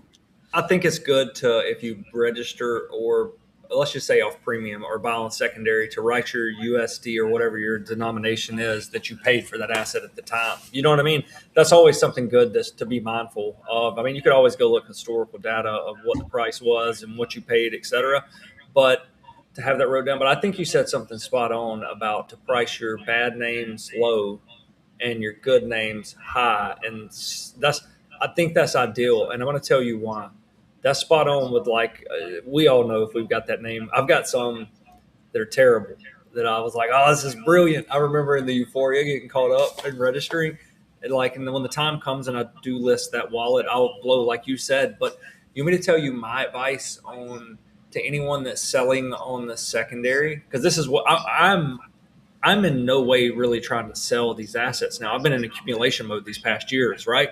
So I can only tell you from the mind of someone that's on the secondary market purchasing. I will target, like, this is one mistake I think people make is whenever they throw their listing prices all over the place. And I can speak on some that I've bought of my good names in the past on secondary. If someone has something listed for like 0.8 and then a week later they raise it to 13 ETH, and then 2 weeks later they lower it to 3 ETH, and then a week later they lower it to 0.75, I'm going to throw in a lowball offer on that name just because it seems unstable. You see what I'm saying? The pricing, as opposed to if you had it listed for 12.5 ETH for 3 months, it renewed, you lowered it to 12.4 for 3 months. When you can see a trend of someone's listing activity, you know what I mean? That's, I think that the whole, but I'm just fascinated with the psychology of sales. So I guess that's kind of that would be like advice I would give to someone that's new that may watch this if they're trying to sell these things on the secondary, like kind of like what you said, price your bad names low and your good names high, and you can always find a common ground, but don't be so where you're all over the place with your listings. Do you ever see that on some? I see some that are like all over the spectrum, and I target those if it's a good name, you know what I mean, in that wallet. I'll go find a name I like and be like, I'm going to throw a little bid. And a lot of times, man, over the years, this got accepted. So maybe that can help someone. But yeah, I agree with that spot on the names. Yeah, sell your low. Your bad name sell low, good name sell high. Man, I remember when I registered Leopard. And real quick, that's called Grisham's law, where you want to. Grisham's law is where you want to sell the bad money for the good money. Mm-hmm. So there's different kinds of money. There's good money and there's bad money. Okay, when there's two types of money, there's good money and there's bad money. There's always like better money. Like money is like a competitive, like animal. It's like they're apex predators. with money. And like you could have like a failing currency. Like you could have Zimbabwe dollars, for example, and you could have gold. You could have Zimbabwe dollars, you could have Bitcoin. You could have Zimbabwe dollars versus USD dollars, right? And when you have two different types of money, and there's one, like there's obviously like there's one of them is like a good money and one of them is a bad money. You take the bad money, and you make maybe use it to buy good money. But you take the bad money, you pay the bills. You pay the bad money, you pay the bribes. You take the bad money, you do what you got to do, and you keep the good money. You don't spend the good money. You keep the good money, and then you get rid of the bad money. That's how I look at Bitcoin and Ethereum and the US dollar. I use the US dollar purely transactional. You know what I mean? To pay a bill and then save the good money. That's kind of like what you're talking about. It's exactly what I do real world. And yeah, I look for that strategy's worked for me at least. It's funny you say that about the bad money. It's crazy how us in the USA or I guess the reserve currency, like $1. Man, when I landed in Vietnam, their money, when you get like, don't quote me on this, but like $1 is like 25,000 Vietnamese dong. You know what I mean? Like when you get 100 out of the ATM, it is like it's like it shoots a wheelbarrow out at you of Vietnamese dong. It was crazy to see just I guess how the currencies have depreciated across the world. You know what I mean? That was like eye opening to me. I was like, wow. Which now, granted, they have like a $5,000 bill. You see what I'm saying? So their bills are denominated in a lot more. But it was crazy to see, man. It was tough. It threw me off honestly when I hit the ATM and I got all that money. I was like, "Oh my god!" Because I didn't. For one, I didn't research. I flew and met Kimmy in Vietnam. So Kimmy, remember Kimmy that had GoDaddy? Oh Man, yeah, when I tell you, Gary, he was such a good guy, man, and host. I had a really good time in Vietnam with him. yeah. Oh, man.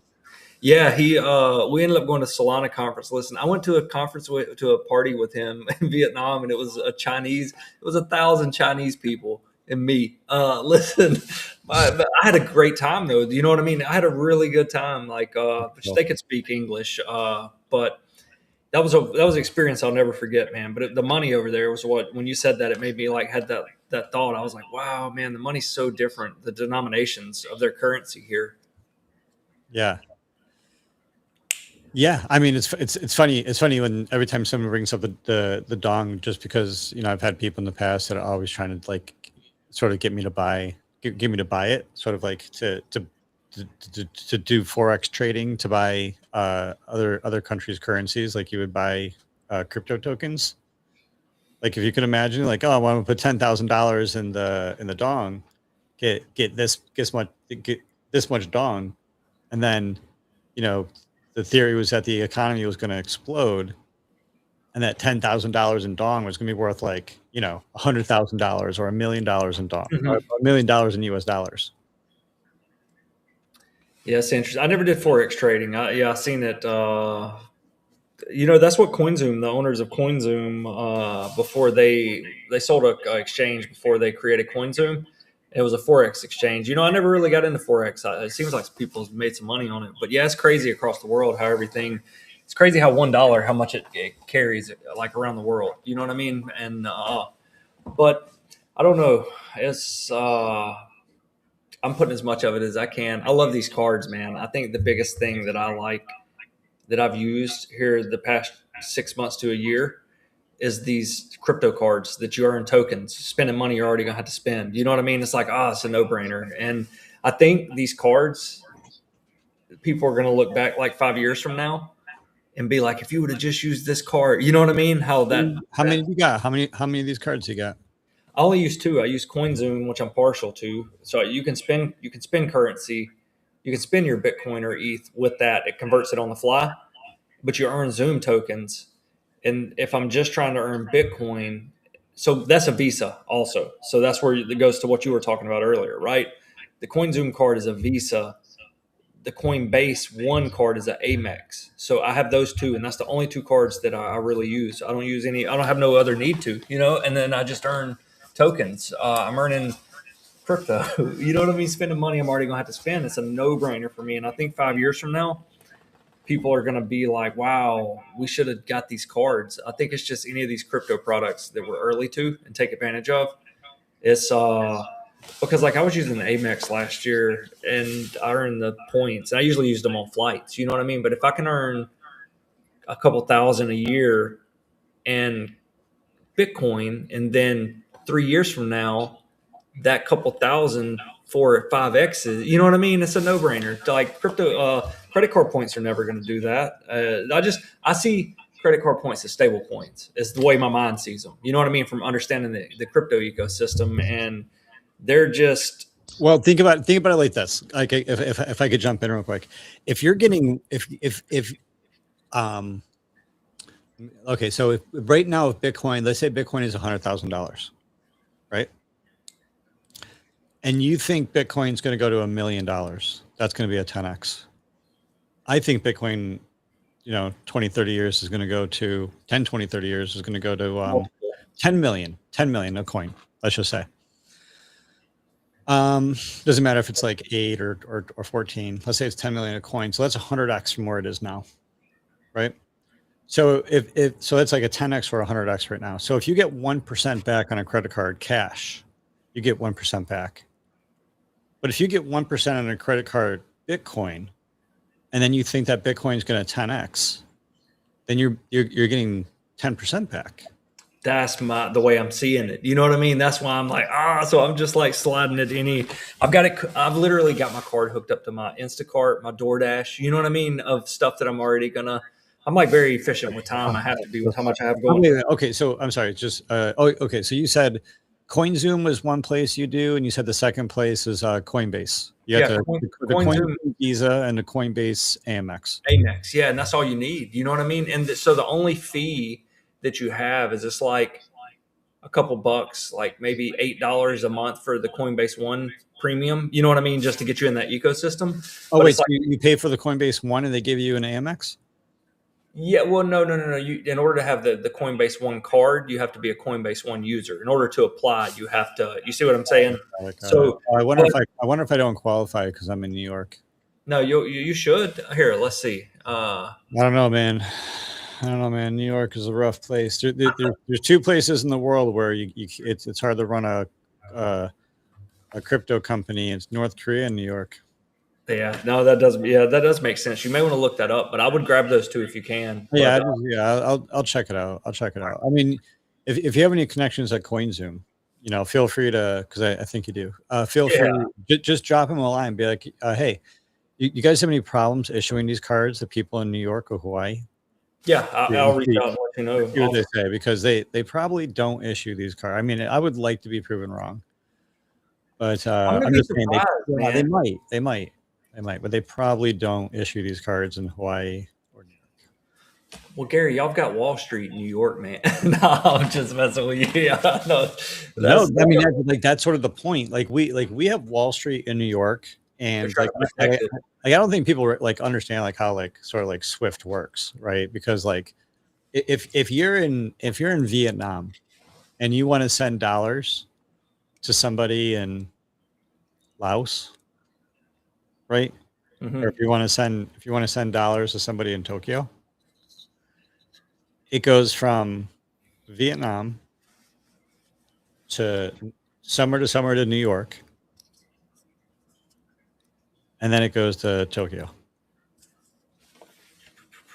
Yeah. So every dollar in the world passes through New York.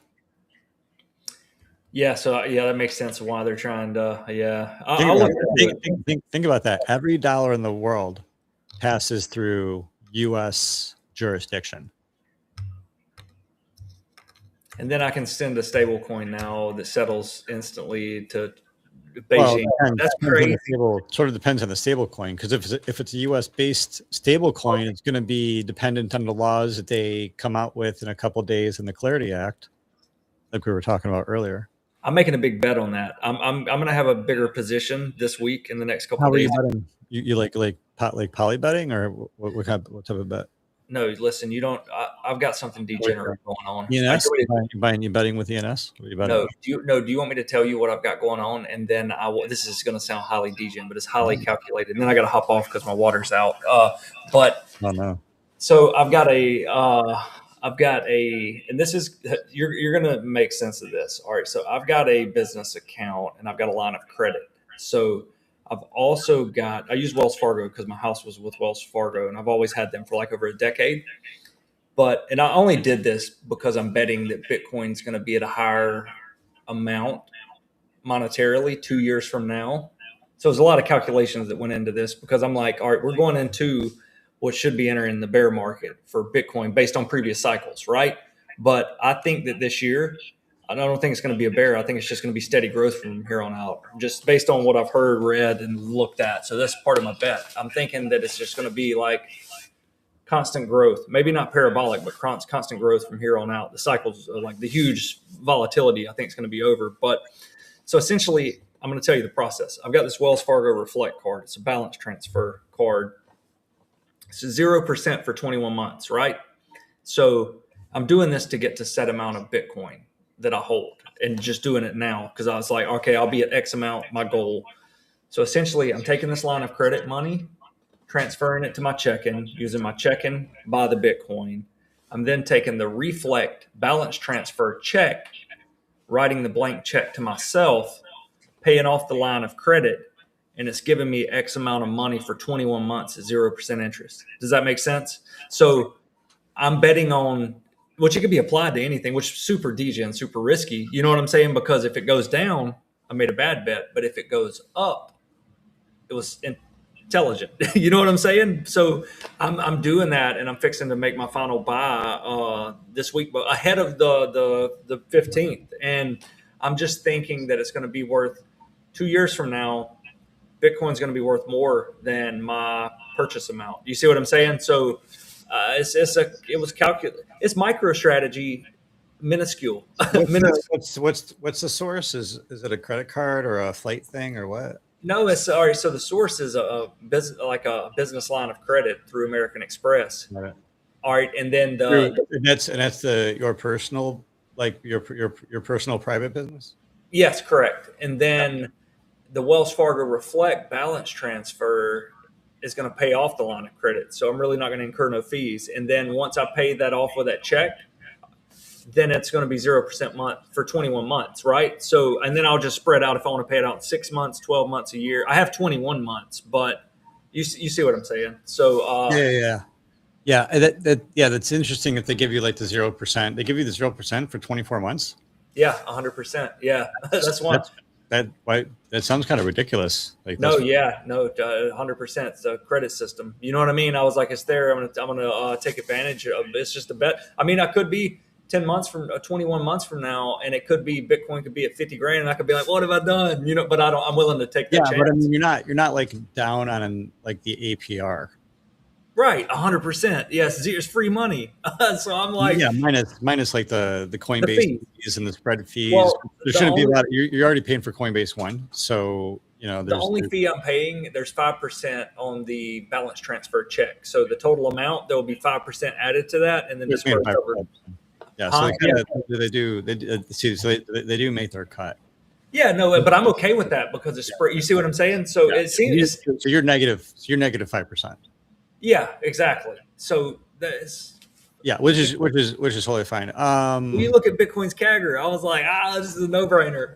So I would say, assuming everything is legal, which I probably is. I would say your two risks, the two top risks, I think, are like Bitcoin goes down, not up.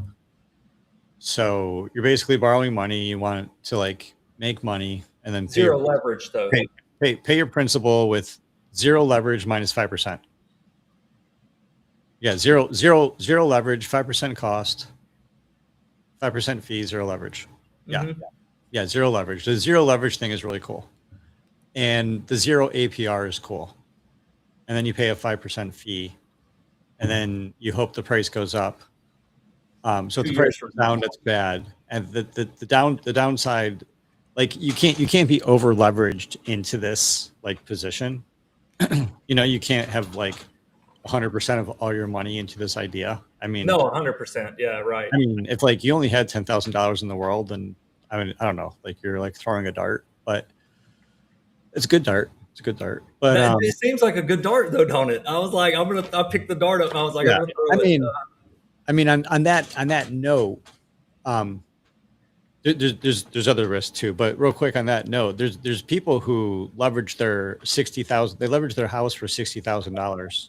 They bought one Bitcoin, and then Bitcoin crashed to 20 grand.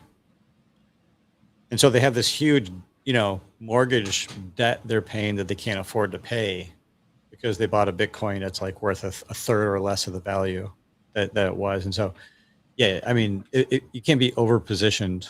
You got to be able to take that hit, right? If they were able to hold for 3 years, that debt, but you got to be able to pay that debt. That hurts and yeah, that was, leveraged obviously on their house. The other risk, just so you know, is this whole news from Trump where they might cap the credit cards at 10%. Mm-hmm. And if they cap the credit cards at 10% APR, then, and there's people that hold a balance, then then the risk is that the credit card companies start canceling on people who are holding a balance, or the people who are like lower credit scores. So I'm not sure how that would play in for you if they're already giving you a deal at 0. Yeah, I'm 0%, so it won't. I'll be locked into a contract. So yeah, I thought about that. So I'll be fine and null. So nothing like, but But it'd be funny because after 2 years, instead of having your 24% APY or whatever, even 18% or 15% APY, you could potentially be locked in and then 10% APY, which could then make the credit card company skittish.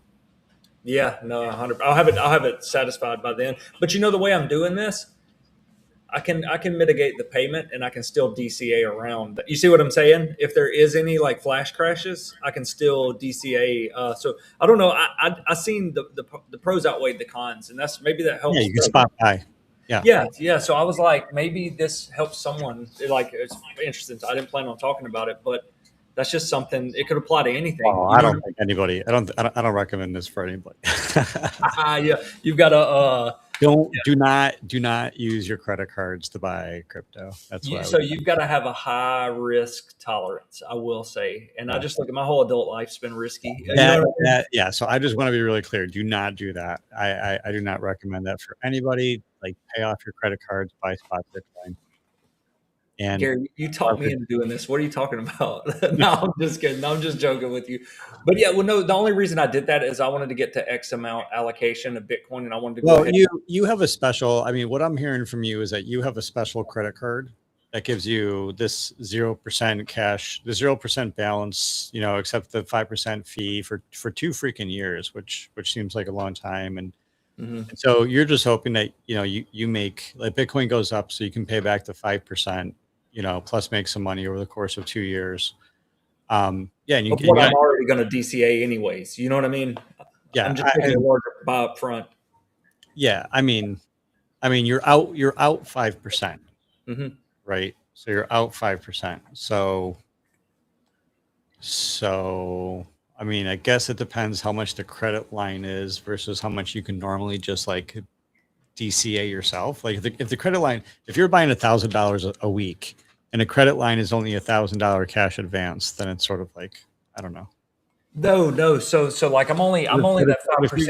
I don't want to get into it. But if you had but if it's a bigger credit, if you had $100,000 credit card, and then you like do $100,000, and then you lose 5%, $5,000, right? So you're down $5,000. You're basically saying, okay, I'm gonna buy one Bitcoin. How much is one Bitcoin? Is it 95,000? No, it's like 90,500, something like that. Yeah, it's 91.5. Yeah, so $100,000, you need $96,000, and you can buy one Bitcoin, pay your $5,000. I mean, fee for your cash balance. So you buy one Bitcoin on this credit card. You're making payments. So you're making payments, right? You're just paying. You're making payments every month at 0% APR, right? Over 2 years. I'm not exactly sure how much that is. And so you have one Bitcoin on credit. And so if that one Bitcoin goes from $100,000 to, let's say, 200,000 or 250,000, right? If that one Bitcoin goes to 210,000, You and made basically 110. you sell that one Bitcoin for 200K. Yeah, you pay back yourself the $5,000 in that original cash transfer. Pay back the credit card theoretically, for the 95K minus like whatever you've already paid, whatever time it took you to do that, and now you're left with one Bitcoin, of which you have to pay whatever 40% taxes on. So now you have 0.6 Bitcoin. And you have to do that all sort of, with the exact proper timing. So you have to like know what your sell price is, if it's like literally like double, or if it's 10%, or if it's 50%. But you got to be careful, because what if it goes to like, instead of going to like 200K, what if it goes to 185K? Imagine this. Imagine it goes to 185K and you don't sell. And then it crashes and you don't sell. And now it goes and now it goes to like 85K, and now it's like 80K. Now you have an $80,000 Bitcoin and you're underwater like 15,000. I have the red bars coming down, going negative out of my eyes. So, my whole face will be red. Yeah, because if Bitcoin, right? Think about it. Right? Think about this. If Bitcoin goes to 200,000 and crashes, how much it's going to crash? Historically, Bitcoin has crashed about 85%. So if Bitcoin goes to 200,000, this is sort of, I don't know if it's alpha, but I mean, but cryptocurrencies crash, right? Like 80 to 95%. Stock markets have crashed 95%, right? So if you say, Bitcoin crashing to, up and down 5% is nothing. If Bitcoin like really crashes and over time it goes down like 85%, that's going to be like not unheard of. That's not unheard of. So if Bitcoin goes to 200,000 and crashes 85%, you have a $60,000 Bitcoin. That's if you have a $100,000 credit card, you buy one Bitcoin at 95,000, it goes at 185, 195K, and then crashes down to 60 grand. That sucks. Yeah, but I'm like long term. I have no intentions of selling Bitcoin. Yeah, but you have a credit card. Yeah. And so theoretically, we're like a year into your shindig, and then you have another year, and then it crashes, and then you have another year at 0%, and then you have like what I believe is going to be like a 5 or 6 year bear cycle, and so you will have to. It's going to be interesting. We're going to keep up with it. Don't go underwater. That's all. Just don't. No, 100%. Yeah, we're gonna have to keep up with it, monitor it. It's going to be interesting to see how it, and like betting on the future. You know what I mean? But I will tell you this collapse of all the tokens, the altcoins. I think this Clarity Act. There's a lot of verbiage in there from what I've read about there not being really huge flash crashes, like that flash crash that happened a few weeks or months ago. You know what I'm talking about? Where stuff nuked 75%, that all that's going to be monitored. You know what I mean? That I think all that's going to be cut out. I don't think there's going to be market moves like that in the future. So it's just, I'm kind of betting on my market theory of how I think it's going to play out. And I could be wrong, but I mean, regardless, I can handle it. You know what I mean? Worst case or best case. It's just, I'm curious to see on this calculated bet how it turns out 21 months from today. So I look forward to it. Well, all right, broski. Well, look, I'm about out of water. I'm about to have to get a water, and I'm about to get caught up on everything. This has been a productive space. I've had a good time. You think we're scheduled on and you'll be good Wednesday? We can pop back on?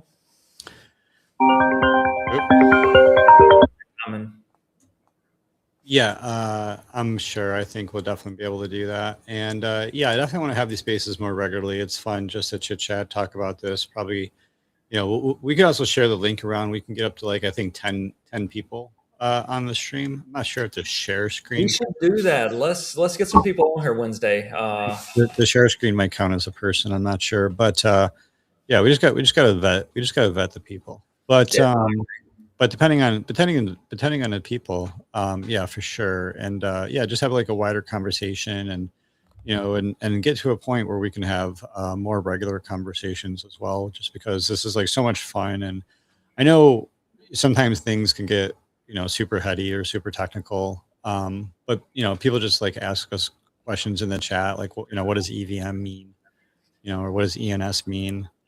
And, you know, and yeah, we'll just see if we can have these more often for ourselves and for others. Yeah, 100%, man. Especially if we can help people, the newcomer, especially. We both remember how it was when we was there. 100%. Yeah. So with that being said, I guess I'll just close and say, you know, for folks that are listening, check out web3class.com, or web3class.org or web3class.com.